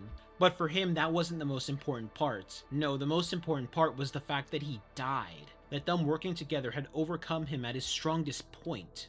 Sukuna was taking this all in and pondering on what he should do next. Megumi had expected Sukuna to say something, but he didn't. That caught Megumi the most off guard of everything. Nothing could have prepared him for Sukuna's silence. After a few minutes passed, Yuji was the one to break the silence, as he asked him, "What should we do next?" Megumi sighed before he said, "No idea. I prevented quite a few things by this point, but it seems the world found a way to adapt. Mahito was originally something you killed, and something I have very little knowledge on. This time, though, we will kill him together. Might have to call Todo for some backup." Yuji would give him a thumbs up as he took out his phone to prepare to contact Todo. Megumi felt a pretty good amount of confidence in this. Between Hana, who was a full counter to Mahito, himself, Yuji, and Nobara, who were all capable of damaging Mahito, they could beat him. Megumi felt confident he could handle him solo by this point, but he wasn't going to risk any chances, especially considering they did have one backup plan. Gojo was around in order to help them. Now the hardest part was going to be finding Mahito and the others. But then that memory about Mahito made something else resurface in his mind. Jogo. Gojo and Jogo had fought rather recently. That meant Gojo finally saw what Jogo's curse energy was like. While it wasn't a perfect lead, Megumi knew Jogo and Mahito were allies in his past life. Maybe they were allies in this one too. And if so, Gojo could use that curse energy to potentially find Mahito. It would be tricky, but it felt possible. Once he told Gojo about his plan, he clapped his hands together, teleporting up to the sky, and starting to scan around. He wasn't able to find anything. Unknown to them that they had been using Dagon's domain as a base to shield themselves. Still, Gojo was going to be on high alert to see if he could spot him. On the inside of Dagon's domain, Mahito and the other disaster curses were hard at work. Mahito himself had captured several humans as well as cursed spirits that he had been using idle transfiguration on in preparation for the attack. Hanami, Dagon, and Jogo were each training with each other. Finally, there was a sorcerer he had in particular transfigured in order to give them a stronger form to handle their technique. Naoya. Mahito was preparing himself for his next battle with Yuji. Thanks to his research and training with the other disaster curses, he had unlocked his domain expansion. While he hadn't quite unlocked his true form, he had advanced his own specialized combat form. He could feel he still had something more he could unlock in his own soul, but he knew he would unlock that when he battled the others. He finally felt ready to unleash his plan on Satoru Gojo. Now it was just going to be about setting it up and luring him in. 1 week later, Mahito decided it was finally time to activate his plan. He was going to take advantage of the fact that Gojo knew Jogo's curse energy, and more than likely that Gojo would eventually try and hunt down Jogo. However, by Mahito's knowledge, Gojo should have no idea that him and Jogo are working together. Through his research, he had also learned that Gojo works at his best when he is alone, something they could take advantage of, especially with something they had taken from Kenjaku's notes. In truth, Jogo was not at all happy about being used as bait. He knew this was a massive risk, and if he was being honest, he felt there was a pretty high chance that he was going to die in this. At the same time, he had near absolute faith in Mahito and by extension Sukuna's plan. With Hanami being present as well with him, they were ready for a world of pain. Currently, they were in Sendai Bay. Unknown to them, they were in Yuji's hometown. Gojo's eyes would have eventually locked onto Jogo on a cruise ship, filled to the brim with people, a cramped smaller space with people being held hostage. Located nearby Sendai Bay. Alongside them, Gojo also spotted Hanami, recognizing them as Hanami due to Hanami still needing to save Jogo. Finally, he could sense what almost felt like clusters of curse energy in the water and near the docks. No, not just any clusters of curse energy, clusters of curses. It also wasn't long until they got an alert from Jujutsu headquarters. By the report, there were 2 special grade curses there at least, and the largest abundance of semi-grade 1 and grade 1 curses they had ever seen recorded. Or at least that was what it was feeling like. But in reality, this was a result of how many weaker curse spirits Mahito had fused together through his technique. The plan was rather simple. Gojo would go to deal with the 2 special grade curses on the boat while everybody else would handle the rest of the curses. While they would have liked to call upon the help of Yuki or Yuta, the location of the 2 special grades are currently unknown to Jujutsu headquarters. Still, between everything they had, especially Hana, the greatest counter of the cursed spirits, they felt fine. Plus, who could really defeat Satoru Gojo? Megumi, on the other hand, felt like this had something to do with Mahito. He wasn't too sure since there wasn't any evidence that Jogo and Mahito were working together, but he felt it was likely. A part of him was also hoping it was. That way they could get all the curses in one spot. Either way, this would be good, because no matter what, Jogo and Hanami would die, alongside powerful cursed spirits. All the students prepared themselves for the encounter, not knowing what to expect. Gojo teleported to the deck of the ship, seeing the hundreds, no thousands of people being held inside of the ship through his 6 eyes. Seeing this completely disgusted the strongest. The moment he arrived, a barrier began to form over the entire ship in order to prevent people from interfering or coming inside. Also to prevent Gojo from directly communicating with people on the outside. Gojo cracked his knuckles as he started to head inside of the ship. Meanwhile, the others would begin to arrive to different parts of the port, Megumi deciding to split off from the group to go solo, considering his abilities and how much he was ahead of everyone else by this point. Hana was going to stay in the air mainly to offer support from above. Yuji was going to operate with Todo. Finally, Nobara was going to operate with Maki, Nanami, Mekamaru, and Ino. Though on both people's team they had an additional person that neither of them were expecting. For Yuji and Todo, they had the assistance of Ranta Zenin. He was assigned to join them on both Nobito and Megumi's orders. Megumi felt that Ranta would be pretty helpful for Yuji and Todo's combat style, especially because he remembered what LaRue was able to do in order to help Yuji land a Black Flash on Sukuna. Nobito, on the other hand, was going to join up with Nobara's team. Between his speed and the firepower on that team, as well as Nobara and Mekamaru's range, it would be a good combination. Other decently powerful grade 1 level sorcerers such as Kusakabe, Meimei, and Panda were on the field as well, but these were the main teams that Megumi had assembled. Mahito was currently keeping himself concealed via using another human as basically a meat puppet. While Gojo could have sensed him if he looked hard enough, for him to be able to do that it would require him to look much closer. Mahito had one more plan active. After all, he knew Granny Ogami could use their technique on more than one person at a time. When he sensed Megumi arrive, he had one person in mind in order to fight Megumi. Someone that Mahito didn't even need to search for the DNA for since Granny Ogami had it even before he used Idol Transfiguration on her. The ghost of the Zenin had been revived and sent to hunt. Once Gojo entered inside, he saw a large amount of people being held down there, forced to be stuck there by the 2 cursed spirits. Alongside that, now that he had properly arrived, a few of the humans began to change shape and form, transfigured humans Mahito had prepared in order to assist. Gojo lifted up his blindfold and cracked his knuckles. Once he saw those transfigured humans, he was certain of it. Mahito was in some way involved in this. When the sorcerers arrived on the field, they were seeing just how many cursed spirits were active and rising out the water. Alongside that were also transfigured humans that seemed to have 2 purposes. The first purpose was to attack and kill civilians, make more fear and negative emotions rise to allow stronger curses to spawn. The second purpose was to make sure no one would be able to make it to the barrier where Gojo was located. Megumi was the first to encounter one of those groups, as he quickly made several shadow puppet signs. The first was for rapid escape, as the rabbits multiplied rapidly in order to start pushing civilians away from the curses. This caused the attention of the curses and transfigured humans to immediately lock focus onto Megumi and start to rush towards him, causing a smile to rise on Megumi. Hook, line, and sinker. He clapped his hands together, firing out a piercing blood made out of water with purple lightning riding through it, tearing through several of the cursed spirits into the transfigured humans. Megumi internally apologized for the lives he had to take because of Mahito, promising himself that they would be avenged. Even with the amount he had just killed though, he could see even more curses starting to approach. He sighed. Today was going to be a long day. Hana had flown high up in the air and activated Jacob's ladder. The large beam of light aimed at the ocean and killed a large swarm of cursed spirits that had been fused together. Alongside that, it had also killed several of the transfigured humans that had been fused together by Mahito. Sadly, there wasn't much Hana could do to truly free them from Mahito's technique, due to the alteration being that deep on the soul level. There was just no way they'd be able to survive 10 humans being unfused at such a speed. She did have some satisfaction, however, in being able to unfuse transfigured humans that were fusions of less than 4. At least she could save some of them. As she flew though, something caught her eye. Curses were being torn through by something approaching Megumi and something fast. Even more confusing was the fact she couldn't sense any curse energy coming from it. Megumi, on the other hand, could also sense the rapid death of cursed spirits, but more than that, he couldn't sense the source of it. At first he was confused, before dread rose onto him. At first the memory that played was with Maki due to his past life, but he knew it couldn't have been her, which meant there was only one other person it could have been. As he prepared to brace himself, he quietly said, "Father," before he just barely managed to raise up both of his arms, focusing curse energy towards them in order to block a kick straight to his chest that sent Megumi flying backwards. The rabbits from Rabbit Escape moved to form a cushion behind Megumi in order to lessen the blow, as he forced himself up.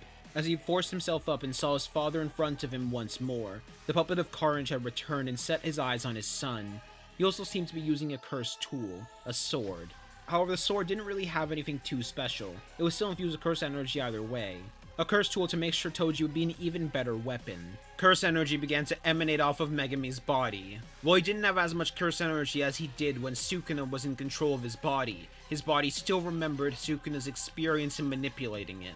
He knew off just curse energy reinforcement alone it would not be enough to physically match Toji. He was also trying to remember how he beat Toji originally. While he did remember that fight that he originally did face off against his father, he didn't remember in too much detail. At the time, it wasn't really that important of a fight, and only when he got the context of what he truly was, he wasn't too focused on it anymore.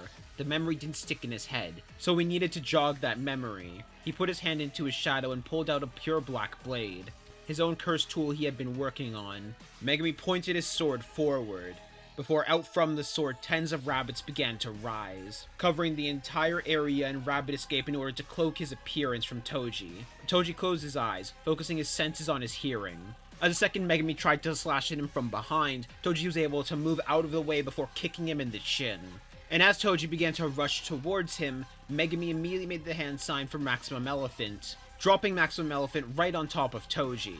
But with Toji's enhanced strength, he was able to throw Maximum Elephant out of the way, giving Megumi just enough time to disappear back into the rabbits.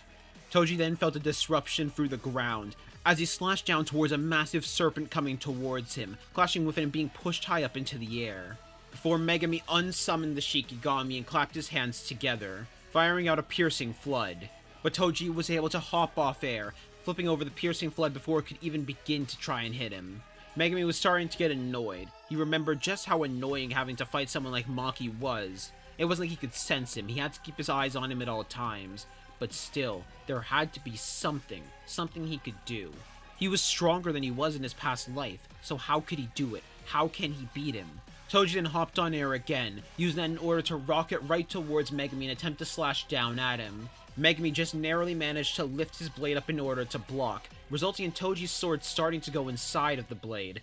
Since Megumi's blade was made of his shadows, it was able to suck up physical objects inside of it, so he quickly pulled the blade out. While he was about to go for a stab, he felt out from the sword several tongues rise, frog-like tongues in order to grab onto Toji's arms and legs to hold him still, giving Megumi a chance in order to let go of the sword and make another hand sign, summoning Divine Dog in order to attempt to slash at him. But Toji broke through the tongues, allowing him to throw himself backwards and just narrowly avoid that slash. Toji raised back up the blade, as Megumi prepared himself for the next round. Megumi needed to envision some way he could win, some version of himself that would be capable of beating Toji. Meanwhile, on the other side of the battlefield, Nobara and Maki had just finished executing one of the cursed spirits. Maki was utilizing Playful Cloud, making an opening to allow Nobara to land a nail on one of the cursed spirits in order to finish off the cursed spirit combination. Mekamaru had mainly been focusing on wiping out weaker cursed spirits, though he needed to assist Nanami with dealing with one of the combination cursed spirits. He had to admit he was impressed at the level that Manito had combined them to. He had combined enough weak cursed spirits in order to achieve the level of a grade 1 cursed spirit. Still, they were making it work and tearing through as many as they could. Naobito and Ino were in a similar spot as well, mainly doing everything they could in order to wipe out the weaker curse spirit combinations. If they were working alone, they would be having a lot more trouble with this, which is why they decided to work as a group of 6. That way they would have each other's backs covered. But something rocketed towards all of them rather fast. While it looked like a cursed spirit, Naobito in particular was able to recognize its cursed energy signature. However, he didn't look human anymore. He looked more like an insect shell covering his entire body. A makeshift arm that Mahito had created utilizing Naoya's soul as well as transfigured humans. This was to enhance Naoya's durability in order to allow him to move at faster speeds without dying. He was aiming right now for Nanami. Seeing Nanami as one of the stronger threats, he wanted to take him off the board and fast. Nanami just barely had enough time to focus curse energy towards his stomach in order to block a blow from Naoya. Even with him doing that though, it ended up causing Nanami to cough up some blood, as Naoya looked around at the others with a smile on his face, before he said, "You know, father, it was rumored you were the fastest sorcerer behind Satoru Gojo. But now that is no longer the case. Though, I guess I surpassed sorcery as a whole now as well." Naoya was going to be all 6 of their opponents, and with the speed he was moving at, they honestly weren't too sure if they could handle this. Mekamaru had already made a call in order to call his other puppets back to him. They might need a bit more backup. He was just hoping they'd be able to arrive there on time in order to offer assistance. Naoya was the one to make the first move, as he rushed past everybody, immediately moving right towards Maki, and landing a hard punch right on her cheek, sending her flying backwards away from the battle. As Naoya said, "I'm gonna leave her for last. After all, aside from Megumi, I think I want her dead the most." Though midway through saying that, several nails began to fly right towards him, launched directly by Nobara. Naoya was about to move to dodge them, but before he could, they began to erupt with curse energy, Nobara having them activate mid-air. And while it did push Naoya back a bit, it didn't push him back by too much. That was when Ino took his turn to act, as he activated Auspicious Beast number 1, a projectile horn that won't stop firing until it hits its target, something quite good against someone like Naoya. As it rocketed right towards Naoya's side, he began to use projection sorcery in order to move out the way, to try and avoid it, but each time he did, it just kept catching up to him. Nanami also took advantage of that chance, using the ratio cleaver to slam it into Naoya's back, and hit him right back into the drill. By the moment Naoya finally restabilized himself, he used it in order to smack Nanami right in the chin. And as Naoya was about to continue his assault, he felt a hand touch him. Naobito. Naobito used projection sorcery on Naoya in order to freeze him in the air, giving Mekamaru the chance to fire a point-blank absolute cannon right towards Naoya, and forcing him to take it head-on. After the attack landed, they all regrouped with each other, a look of worry immediately entering onto Mekamaru's face. After all, he was able to see that while it did damage Naoya, it wasn't that big of an amount of damage. As Naoya dusted himself off in the smoke, he had to admit he had never expected Mahito to power himself up this much. Sure, it did hurt him, but it wasn't by that much. It was something he could manage. But first things first, he looked towards Mekamaru. That puppet was annoying him, as he closed the gap and punched Mekamaru in the face, before rushing right towards him and starting to release a rapid flurry of blows. Both Nanami and Naobito tried to catch up, but as Naobito was about to put his hand onto Naoya again, Naoya moved Mekamaru in the way in order to make sure Mekamaru instead got hit by projection sorcery, resulting in the puppet being frozen midair before it was kicked, completely shattering its entire upper half and sending Naobito backwards. And right as Nanami was about to go for a hit on Naoya's head, Naoya vanished before appearing behind him, kicking Nanami right back into the ground. Naoya was honestly enjoying himself. He had been considering bringing out his blade, but he felt no need to. He was superior to these losers after all. As he then said, "To think you're a grade 1 sorcerer. I know others look up to you, but you aren't really anything special, Nanami."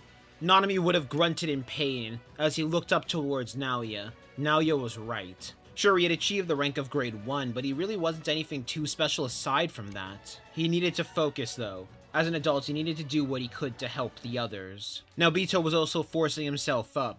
Sure, he didn't take the direct impact, but Mekamaru was still launched into him. He felt like one of his ribs had cracked from that impact. Naoya's eyes went over to Naobito. He decided now was the time for him to finally finish off his father. Naoya took out a blade as he appeared right in front of him, deciding now was the time to finish him off properly. He whispered to his father that no one was ever going to find out that he finished him off with a blade. He still found it embarrassing for sorcerers to have to use weapons from time to time. But Naobito focused a large amount of curse energy himself, focusing it down to a dagger, as he used that to land a slash onto Naoya, cracking a part of Naoya's shell and launching some of his blood away. Naoya grunted, feeling injured and wounded from that blow. The injury wasn't too massive, as he used curse energy to reinforce the wound. He did respect the fact that his father was defiant until the very end, as he cut off Naobito's head. That was one head of the Zenin clan down. Now for him to deal with the other. As Naoya was about to turn around to go for Nanami, he was immediately met by a playful cloud hit right to the face. Maki was now standing, breathing quite heavy. Some blood was trickling down from her mouth, but she was still up and fighting. As she attempted to slam Playful Cloud down onto Naoya again, but Naoya this time was fast enough to block. Still, he was annoyed because that strike to the head hurt, before he moved to punch Maki in the stomach again. Since Maki wanted to die so fast, he fulfilled that death wish. But before he could land another blow, he felt pain trickle through his entire body, and spikes rose out just for a moment before it went back in. At first, Naoya was confused until he heard a voice call to them, which that voice was of one sorcerer he had forgotten. Nobara had been there the entire time, and with Naobito's final attack, they had managed to cut off a part of Naoya's body, allowing Nobara to have that in order to directly strike Naoya, which is also why Maki had chosen to attack now, in order to be a distraction for Nobara to get that part of the body for the Straw Doll technique. Even worse, Naoya felt a hand grip onto his own. Maki was holding on tight onto Naoya, forcing him to be there with her immense physical strength, as Naoya felt another spike of pain from Nobara. Under normal circumstances, he would have been able to break out of Maki's grip, but with Nobara being here, that was hard. As Naoya then said, "If I die, I'm taking you with me." He tried to use his sword in order to stab Maki, but before he could, his sword was broken. Nanami struck it with the ratio cleaver just to make sure he couldn't. He was still in this fight too, as Nobara struck the straw doll with another nail again, and again, eventually weakening Naoya enough to allow Maki to let go, and strike him in the head with Playful Cloud, ending Naoya's life once and for all. Still, doing that exhausted all of them aside from Nobara. Nobara hadn't really taken any damage from this fight due to mostly being in the background, but Nanami and Maki were both still quite a bit tired, and the fight wasn't done yet, especially with Naoya now being dead. Other transfigured curses and transfigured humans were going to start approaching, which is when several Mechamaru puppets began to land in front of them, telling them to head back to Shoko in order to rest. Mechamaru and Nobara would have it from here. Maki had just landed the finishing blow on Naoya, thanks to the support of Nobara and Nanami, as well as Naobito's sacrifice. However, with more Mechamaru drones arriving in order to support Nobara, the others were going to head back to Shoko in order to heal. Mahito had been observing this entire time with his miniature cursed spirits, and while seeing Naoya be eliminated that fast was a little bit concerning, at the same time they did manage to eliminate Naobito off the board. A powerful grade 1 sorcerer with speed that he'd likely have trouble with himself. It's good that was gone. Still, he had other things to focus on. Meanwhile, Gojo was inside of the ship, facing off against both Hanami as well as Jogo. Both Hanami and Jogo immediately activated domain amplification, something they had learned thanks to Kenjaku's notes. Both of them immediately rushed towards Gojo and attempted to land a punch on his side, but the moment they attempted to attack, Infinity didn't stop them. Gojo deactivated the barrier, as he ducked underneath the punch from Hanami, staring directly at them and telling them, "You're first," while at the same time catching Jogo's blow and pulling him right into a knee to the face. Unknowingly to all three of them, fate seemed to be following the same pattern as the last time. Sure, Gojo knew he at least killed Hanami back in the original reality, but he didn't really know how, mainly because Megumi also didn't know how that even happened. So a part of Gojo had to wonder if his original self pulled a similar tactic, to pretend he was focusing on Jogo, and give Hanami the illusion that they can attack with their curse technique. He couldn't help but smirk a little bit to himself as he thought, yeah, the other me is probably just as smart as I am. As Hanami attempted to land a blow onto Gojo's back, but Gojo instead ignored it, focusing on Jogo. And just as Gojo predicted, Hanami fell for it hook, line, and sinker. Hanami deactivated domain amplification, and began to use their technique in order to launch several plants towards Gojo. This was even easier for Gojo to track in comparison to the original, primarily because Hanami never got their battle against Yuji and Todo. They never truly awakened, and they still were far too inexperienced as a fighter. Even with their training with Jogo, Mahito, as well as Dagon, it wasn't enough to be able to close the gap. let alone exceed it to make sure they didn't suffer the same plan fate had laid out for them. As before Jogo could even yell to Hanami to not deactivate their technique, Gojo closed the gap and landed right in front of Hanami, gripping onto their branches, which caught Hanami even more off guard. How did he know this? How did he know that was their weakness? As Gojo got real close and whispered into Hanami's ear, I bet the other me did something very similar. I owe them though for giving me this hint. Before yanking Hanami's branches out from their head, causing an immense amount of pain to surface through their body. Before Gojo started to focus on using blue, amplifying it in order to crush Hanami. And while Jogo was more focused on the fact they had just killed Hanami just like that, and dented the ship floor quite a bit, Mahito and his cursed spirits were still listening, and more importantly, they heard what Gojo said, and that finally was an answer. Gojo knew something about the future, saying something along the lines of another me. It couldn't just be a basic future sight technique like some other sorcerers had access to. What the hell did Gojo even mean by that?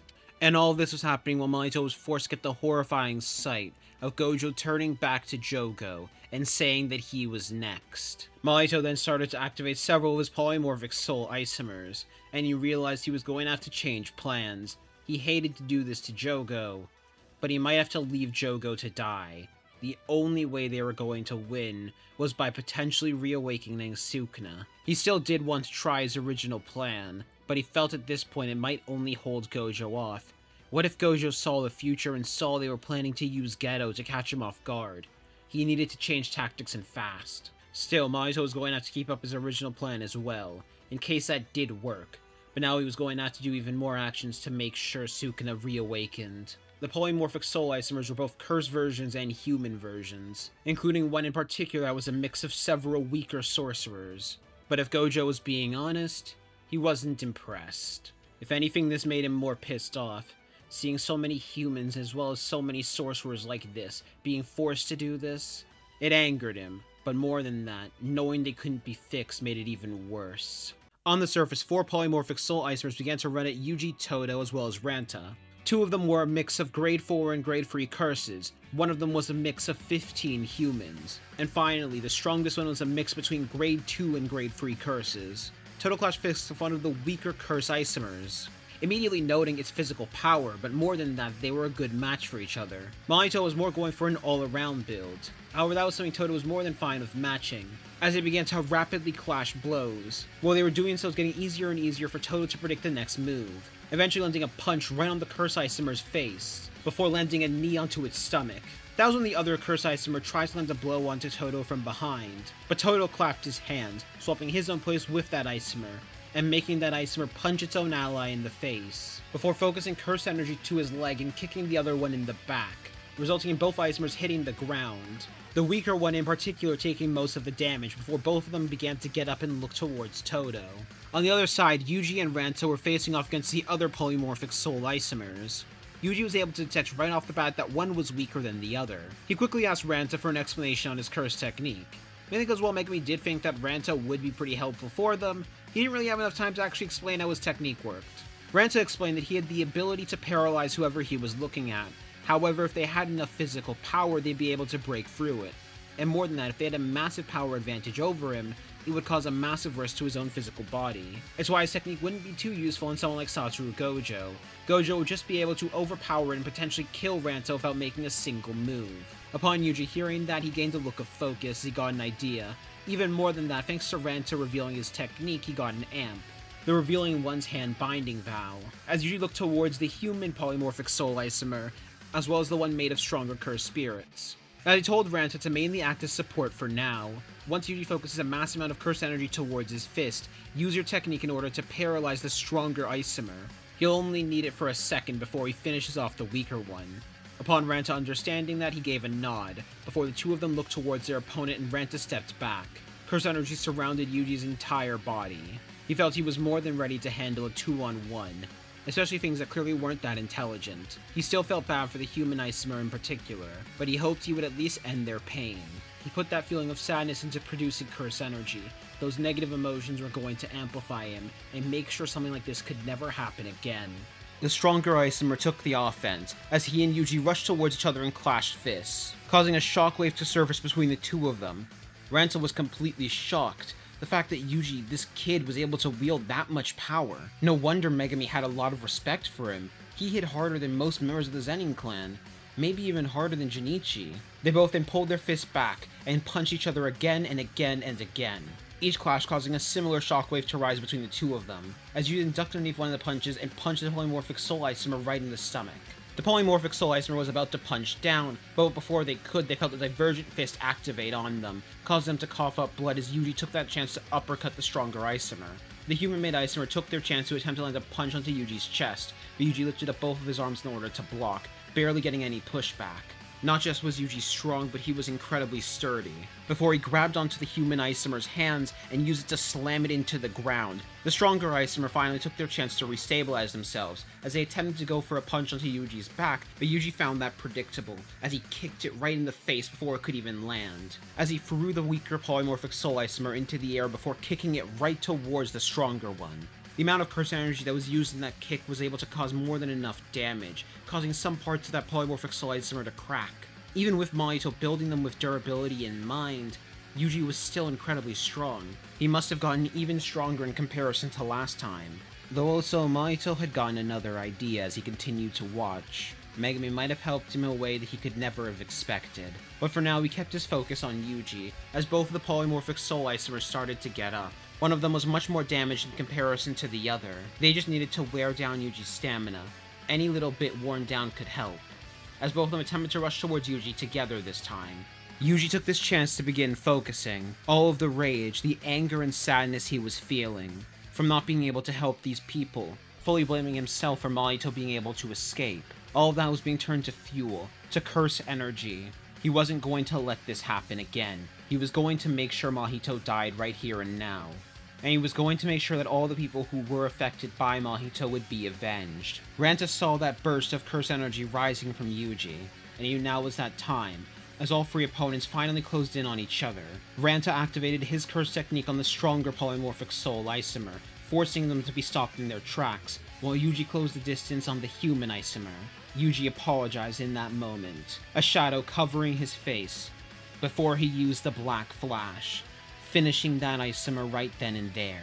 He had only ever used the Black Flash twice, once against Mahito, and once now. But now he was getting a proper handle for it, he felt that he could do it again, as he looked towards the other Isomer that was being held still, but it was starting to break from Ranta's control, as he landed a second Black Flash, eviscerating the cursed spirit-based Isomer. Ranta couldn't believe what he was seeing. Yuji was growing at such tremendous rate. If only he was a member of the clan, he would have made for an amazing Zenin. Mahito was also caught off guard by that, but he was most certainly impressed. Mahito knew that Yuji was something else, but to see him improve that fast, he was certain now that Yuji would be good fodder to allow him to evolve.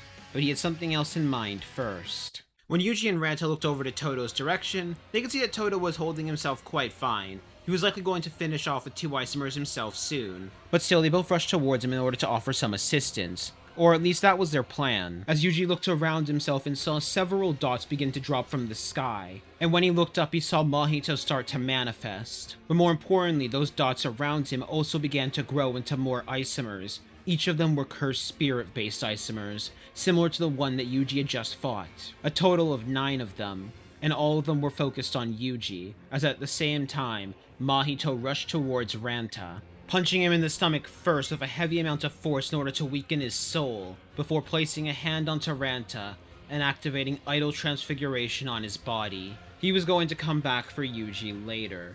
This was just going to be a little bit of insurance for him. Besides seeing Ranta's technique, he had some ideas on how he could utilize that. He told Yuji to try his best to stay alive. They're gonna have their rematch soon after all, before he hopped into the ocean. Yuji's eyes focused on Mahito. That was his chance. That was his one opening to attack. But he also knew there was no way for him to be able to reach Mahito, as he lifted up both of his hands in order to block a blow from the polymorphic Soul Isomers now surrounding him. But fortunately, he wasn't alone, as he felt someone else land next to him, Aoi Todo, his brother. The both of them were preparing to face off against the polymorphic Soul Isomers. But still, a 9-on-2, especially how many curse spirits were fused together in order to make each of them, this was going to be tough. On the other side of the battlefield, Toji and Megumi were still facing off. Megumi was right now forced on the defensive. While he was able to keep up much better in comparison to his previous life, he still was slower than Toji. Still, even with that, he was able to block several of his blows. He was racking his brain right now, trying to figure out how he beat him in his past life. How did he manage to win? As he quickly activated Rapid Escape, using that this time to mess up Toji's footing and land a kick right onto his face. And while it did succeed in partially messing up his footing, Toji was quick to adjust, punching him right in the stomach. That made a memory begin to hit for him. He had done a similar tactic in his past life. Maybe if he reenacted the fight, he would be able to remember more, though the area was also completely different. As right when Toji was about to go for another slash, Megumi activated Gamma, using that in order to pull him back, and just narrowly managing to avoid Toji's slash. But when he did that, a transfigured human shaped like that of a bull hit Megumi head on, pushing him to the side a little bit before he clapped his hands together and fired another piercing flood, killing the transfigured human. That was another difference that he was going to have to manage. There was a lot more chaos happening here, even in comparison to Shibuya. Though as he thought more about it, Mahito transfiguring a human into a bull was a rather unique shape. However, before he could think more about it, he was met with a fist to the face by Toji. Megumi needed to remember he couldn't keep his eyes off Toji for a second. But with everything else around as well happening, that was much harder said than done. Toji was about to go in for another strike, but before he could land the blow, a massive beam of light hit Toji head on. Hana had come in order to offer some support. Now under a normal circumstance, aside from turning off the cursed tool, this would have done nothing to Toji. After all, the man was not bound by curse energy, but the bindings holding the man free from the chains of curse energy was being attacked. Toji could feel it. Control was starting to come back to him.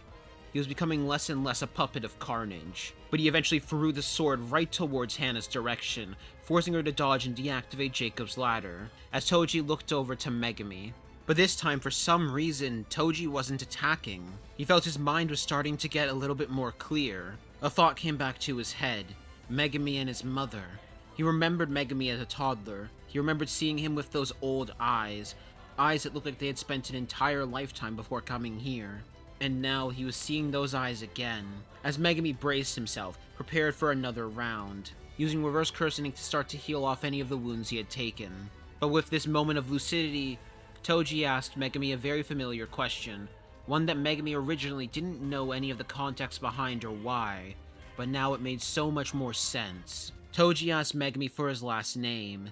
Megumi said Fushiguro, and Toji was glad to hear that was his last name, that he wasn't a Zenin. He could tell that there was so much more his son had gone through, but at the same time, his time was limited before he became the puppet of carnage once more. So he pointed the sword towards himself, and ended the puppet of carnage himself. As in sync, both Megumi and Toji apologized to each other, before Toji started to fade into that of a normal person, a dead person, but the soul was finally free. Megumi sent a smile over to Hana, thankful that she had come in to help. This would have been a lot more difficult without her. He remembered last time that Haruta had originally attacked him and took advantage of him being caught off guard. But now Megumi had more than enough stamina and capability to continue fighting. More than that though, there was an anger flowing through him. His curse energy was boiling, as he promised himself that he would kill Mahito once and for all, truly feeling that rage. Meanwhile, back inside of the ship, several of the polymorphic soul isomers that Mahito had sent after Gojo were already killed. Jogo was currently running for his life. He was rather injured up to this point. The one saving grace that he had right now was because of how many cursed spirits and transfigured humans there were, he was able to at least stall a little bit. He wasn't the main target of Gojo. Mahito had prepared so many cursed spirits for this in order to make sure Gojo's mind was going to be occupied. And it wasn't long until Mahito returned back to the ship, now with the transfigured Ranta. Though he specifically made sure that the transfigured Ranta was left on top of the ship rather than directly going inside. Which the moment he did return, Gojo immediately spotted him, recognizing that this was Mahito. And while he was about to go for Mahito took that chance to activate several soul multiplicities on different cursed spirits, having several spikes made of souls of curses begin to go all around to stab different humans. Gojo needed to do something. Mahito kept filling the room with more and more cursed spirits, more and more transfigured humans. It was starting to approach the high hundreds, and as a result of that, it forced Gojo into a very similar spot, as he awakened the 0.2 second domain expansion, and used the stun in order to eradicate every single transfigured curse and transfigured human that was brought on board. Gojo's mind was currently heavily alert, which that was exactly what Mahito had wanted. Even though Mahito in the current moment needed a bit more time to recover, he had set something up for this. They wanted him to use his domain. Though of course even Mahito couldn't predict what the strongest domain would truly look like and how he could evolve his domain. Never would he have expected Gojo to be able to find a way to save everyone while keeping his domain expanded. As the moment Gojo was done executed transfigured humans and transfigured curses, he heard a voice, Suguru Geto's voice, calling to Gojo. Mahito had specifically kept the transfigured Granny Ogami outside of the range of the battle, just so at the moment that Gojo activated his domain, they would be ready to act. But there was one mistake he made. Even though Mahito tried to make some botched version of Kenjaku's plan, even though fate itself tried to make up for the lacking of Kenjaku due to a boy who was sent back to his life with memories of what had happened, Mahito could never truly do what Kenjaku did, and that was by far his greatest mistake. Because his six eyes were able to recognize the fact that Granny Ogami was the one keeping them alive. This wasn't truly Geto. As much as Gojo would have wished for it to be, both his six eyes and his heart knew otherwise. And he saw them holding the prison realm. Memories came back to him from Megumi telling him about the prison realm, that being the very same curse object that sealed him away. In a quick moment of thought, he used reverse curse sneak on his brain, remembering his past self did that in order to deal with the domain burnout, reconstructing his brain. He knew in his original life it took 5 usages before it really hurt him. But using it one time, something he could do rather easily, as he used blue to knock away the prison realm. By this point, Mahito's mind was fully restored, as worry surfaced inside of him. He had done everything right. That should have worked. Why didn't it work? Mahito knew that death was coming. He was going to die. He refused. He could still escape. He still had some ways he could get out. And at the very least, he was going to make sure Gojo suffered, as he had Ran to sacrifice his life in order to hold Gojo for as long as possible, using a life-sacrificing binding vow. He knew it wouldn't last too long though. He apologized to Jogo, but he knew they'd meet again in another life. As he sent an order to the transfigured human that was keeping up the curtain. The first was to alter the binding vow so only Gojo would be stuck inside of the curtain, everyone else could leave. And the second was to sacrifice their life in order to strengthen the curtain to its maximum potential. All in that moment, Mahito amplified his speed to the max and left, before Gojo eventually freed himself from Ranta's control, resulting in Ranta's death before he looked over to Jogo. As Gojo then said, "I'll be honest with you, they won't need me to kill your friend," before finishing off Jogo as well. Now he was just going to need to break the curtain. Though there was one other thing that Gojo wanted to do. After all, he could see it in Geto. He was resisting control and starting to reawaken himself proper, all thanks to Mahito needing to send out so many transmissions in such quick pace. Gojo could have taken this chance to finish off Geto, but he didn't want to. Instead, he wanted to talk with a man he felt he'd never get the chance to talk with again. His best friend. Gojo knew his students had it in the bag, especially with the backup plan that Megumi and Gojo had prepared just in case. So for now, he was just going to take this chance to talk. Once Mahito jumped out of the ship and landed in the water, Dagon swam over to him. He was confused about how their plan went, as Mahito explained it didn't go well, and unfortunately Gojo ended up killing both Jogo and Hanami, and there was nothing Mahito could really do. The prison realm plan didn't work, so now they were going to at least make sure Gojo was going to hurt. Mahito explained to Dagon that they were basically dead. Gojo now knew what both of their curse energy looked like, but they could at the very least cause as much damage as possible before fading, which is when Mahito stuck out his hand to Dagon. Mahito would have absolutely loved to unlock his true form, to unlock his full potential, but he knew there was no way he was going to get that chance now. But he had a different idea, something he had been thinking about for a long while. Polymorphic Soul Isomer worked on fusing several souls together, but he had always wondered what would happen if he fused his own soul with something. He already knew Idol Transfiguration worked on Dagon, and most of all with Dagon being willing to do this, they decided this was going to be their best way to at least make sure everyone else here died. As each sorcerer began to sense 2 powerful curse energies merging together, Mahito used Idol Transfiguration on Dagon, making a polymorphic soul isomer out of himself and Dagon. Mahito had decided on an appearance similar to that of his instant spirit body of Distorted Killing, though the shell looked to be more on the red side thanks to Dagon being infused into it. This was going to be Mahito's final act. Once Megumi got a good look, he was completely shocked. He didn't even know Mahito was capable of this.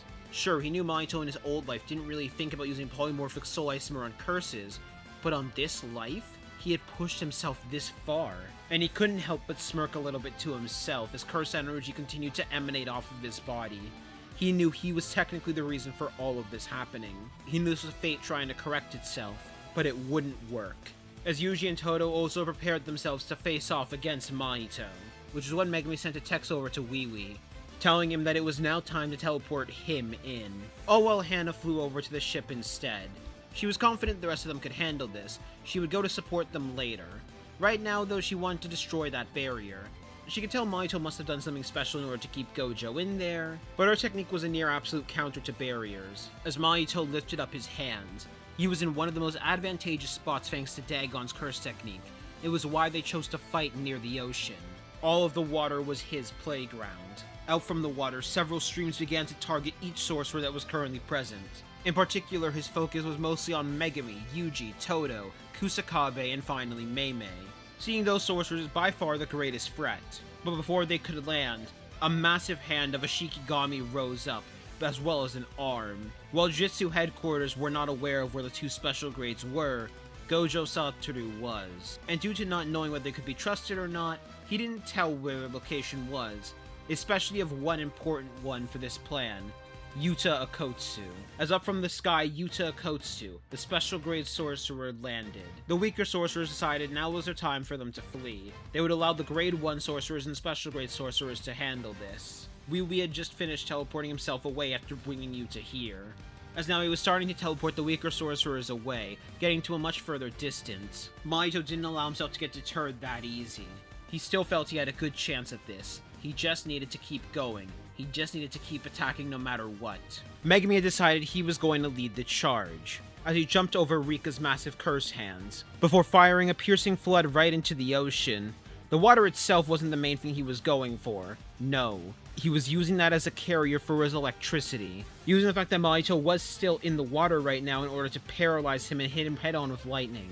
Now, of course, Nue wasn't too damaging. However, this was made to allow someone else to get an opening. Meimei saw this as her chance to use Bird Strike, as two birds went right for Mahito's back. But out from his back in order to counter, Mahito launched out two transfigured humans, using that as a shield against Bird Strike. From the data he had gotten on those sorcerers, he was aware of Meimei's technique, Bird Strike. While he was pretty confident he himself would be able to repair any damage to his own body, he didn't know if the same applied to Dagon, especially considering Dagon didn't have his curse technique, so he was just going to be extra cautious. Even with the transfigured humans getting in the way though, they still were able to tear through them and fly towards Mahito. Mahito just barely was able to move out of the way, but he ended up losing a hand, feeling the immense power within those birds. Mahito was more than aware of the power from a life-sacrificing binding vow. After all, he had been using them this entire time to keep Gojo inside. But to see that even birds like this had this much value, it was insane. But he didn't have much time to focus as he heard a clap. And now Yuji was right in front of his face, swapping places with one of the crows. A large amount of curse energy surrounded Yuji's fist, as he landed a black flash directly onto Mahito's face. The third black flash he had landed today, causing quite a bit of damage to Mahito. However, instead of Yuji landing on the water, he landed on top of what felt like a giant serpent, as Orochi launched out from the water and bit onto Mahito, throwing him high up into the air. The moment that Mahito was launched high up into the air, Rika attempted to slam her fist down onto him, but Mahito created a wall of water around himself, dispersing the energy from the blow, and overall lessening the damage, before Mahito released several transfigured humans out of his body, but this time they were different. They were each completely encased by water, using Dagon's capabilities in order to enhance them without needing to sacrifice too many souls. All while out from the ground, several transfigured cursed spirits began to rise all around them. Mahito declared that he wasn't going to die that easy, that all of them were going to go down with him to hell. This is when Yuta placed on the ring. All of them were able to feel Yuta's curse energy swell even further. Any amount that he had used immediately restored himself and he was back to full. Rika was now fully manifested. Any of the sorcerers were also able to see that Yuta summoned a microphone, resulting in them all focusing curse energy to their ears, as Yuta then said stop, resulting in the transfigured humans, cursed spirits, as well as Mahito himself be stopped in the air. Even worse, by this point, Hana had destroyed the barrier. Gojo was going to be able to do that on his own, but Hana already had that covered thanks to her technique. Yuji, Todo, Megumi, and Yuta all jumped towards Mahito. Meimei and Kusakabe felt they'd be more useful on the ground. Mahito created an orb of water above himself and mixed several transfigured humans into it. Though due to still recovering from curse speech being used on him, he had to make it rather sloppy. Yuta in particular was noticing this as odd. After all, from what he knows, it should be impossible to use several cursings at the same time. Especially considering his own copy technique, he always had to swap between them. The only time he really could use two at the same time was when he had his domain active. But he realized in that moment that Mahito must have transfigured his own body to keep Dagon's brain active, effectively allowing his body to have two separate brains, which meant Dagon had to be somewhere in there, and if they killed Dagon, they could remove a massive piece off the board. His Mahito activated body repel, having several human-like mouths rush towards each of them, those bodies completely surrounded in water in order to add more power and pressure. Megumi lifted up his blade, using that in order to redirect the attack right into his shadow. Yuta and Yuji on the other hand braced themselves in order to take the impact while Todo clapped, swapping his place with the attack coming towards him, before clapping one more time to swap himself with Yuji. In another lifetime, in another reality, Mahito might have evolved at this point, might have awakened his 0.2 second domain, or potentially even his true form, which amplified by Dagon could have been horrendous. But that was not this reality, as Megumi had lived through the results of what Mahito evolving had become. Sure, the one who used Mahito once he evolved was no longer alive, but Mahito himself still was. Mahito ended up being the catalyst for all that had went wrong in his original life, and Megumi wasn't going to let that happen. As before, the thought of even attempting a 0.2 second domain entered into Mahito's head, while Yuji kept moving forward. Megumi placed both of his hands together, and expanded his domain expansion, bringing himself, Yuji, and Mahito inside. While there was an opening for Todo and Yuta to come inside, they could tell they weren't going to need to. Mahito realized that this was going to be his end. He underestimated the sorcerers, he underestimated Megumi, and he was about to try and activate his own domain to counter, but he was immediately met with another black flash from Yuji right to the face. The fourth black flash that Yuji had landed today. And Sukuna himself was stuck taking in this domain, as he couldn't help but smirk. He recognized the curse energy refinement that went into it. The skill. It wasn't just born from Megumi living for as long as he did, but from his own experience and work with his own domain. Mahito panted. Both him and Dagon were heavily damaged from that black flash. He could feel it. He was dying and fast. But he then felt tongues wrap around his arms and legs, instantly appearing there as a sure hit of the domain, before Megumi landed right behind Mahito. And around him, not just one, not just two, but 3 Madoka deers rose, releasing a massive burst of positive curse energy. As Megumi said, "In my last life, you were able to evolve, become much stronger and much more of a problem. Yuji only barely managed to defeat you. With the help of Todo and Nobara, we actually never met in our last life, but I'm not gonna let you get close to winning this time." Mahito could feel it. His entire body was burning away from the positive curse energy. He was being evaporated like it was nothing. Positive curse energy was way too effective on normal cursed spirits. On top of that, with it being inside of a domain, it was kind of pointless for him to use his technique, as Megumi focused curse energy around his fist, while Yuji did the same, and the both of them landed a black flash, finishing off Mahito once and for all, alongside Dagon, ending this entire final assault. And in that moment it hit for Megumi. Yuji was happy they were able to avenge everybody who died, but for Megumi this felt different. They had done it. They had managed to defeat the disaster curses. They had managed to defeat Kenjaku. And thanks to Megumi's actions, he was certain that Sukuna would never be a threat again. Sukuna never got the chance to make a binding vow with Yuji. Yuji by this point had already adapted to having 10 fingers of Sukuna. And with none of Sukuna's allies being left alive, with no one being around to awaken Urame, they now had a perfect chance to make sure that Yuji was going to be able to hold Sukuna. More than that, both himself and Hana were fully capable of taking them out. Megumi's domain faded the next moment, both Yuji and Megumi landing on their feet. Seeing all the allies that Megumi had made up to this point, Hana and Gojo included.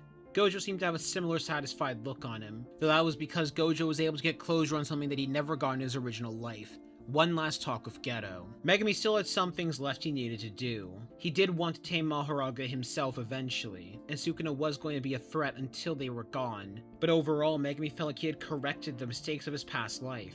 Most of all, he was able to save the one person he wished he could have saved in that life as well. Sumiki was alive and well, and now she got the chance to live a normal life. As eventually everybody started to head back home, managers arriving in order to clean up the rest of what happened. Around 2 weeks passed since that day. Yuji by this point had now consumed 13 fingers. Finding additional fingers that Mahito had stored, Mahito clearly had some plan in order to try and awaken Sukuna.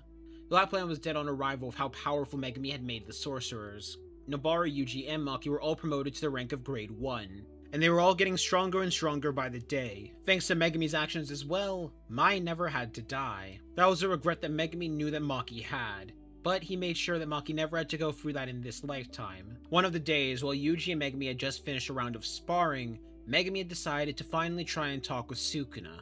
He tried to explain to Sukuna that the only way that he was going to get to live, that the only way he'd be able to live a full life was if he worked with Yuji. They had methods on how to kill him. And more importantly, these methods would all work without needing to kill Yuji. But then Sukuna's mouth rose once more. Understand this, brat. I am a curse. And if I could have done everything my past life could have done, I would do it all the same, all with the knowledge on how to wipe you off the map. I would have killed that sister of yours 10 times over. So go ahead and kill me. Sukuna already accepted his fate, but there was no way he was going to make a fool of himself by working with this brat. He was prideful until the very end, which Megumi found unfortunate, but truth be told, he wasn't too surprised. Even more time would continue to pass, even passing the time when the Shinjuku Showdown happened, but in this reality, it was just a normal Christmas party, with some faces that were missing from the original reality, between Gojo, Nanami, and of course Megumi's sister Sumiki, when eventually Yuji had managed to consume all of the fingers of Sukuna. By that point, Yuji had already awakened Shrine, and he was getting better and better by the day. That was also the day they decided it was finally time for Sukuna's execution. They did also apologize to Yuji because this was definitely going to hurt. But if it was just pain, that would never stop Yuji. Megumi couldn't help but smile, remembering those words, as eventually they managed to separate Sukuna's fingers from Yuji's body. To their surprise though, Yuji got a massive physical buff, but Megumi remembered that in particular from when Sukuna had first taken over his body, and with him already having Shrine, Yuji was likely going to catch up pretty soon. And after the fingers were separated, Hana finished off Sukuna, fulfilling the deal with the angel, as Gojo got to look on proud of what the next generation was going to become. And unlike his past life where he ended up dying, unable to see the success of his labor, this time he was going to be able to see it. And he was going to make sure they grew up right, both for himself, but also the other him. After all, this would have been impossible without the other him raising Megumi the way they did. And as they all continue to grow into strong sorcerers, as Megumi prepares himself and his strategies to one day tame Mahoraga, this is where our story comes to a close. Now I know there are still technically other things, for example, how is Modulo gonna go, especially considering there is a likely chance that Yuji ends up dying in this, since he never consumed the death paintings. There's also a chance he might end up doing that anyways, considering Yuji is aware of the fact that Choso was his brother and that he sacrificed himself for him in his past life, and now that he no longer has Sukuna in him, he should have some room. But I think this is a good place to cut this off. It's a pretty nice and peaceful ending, and allow the potential man to rest.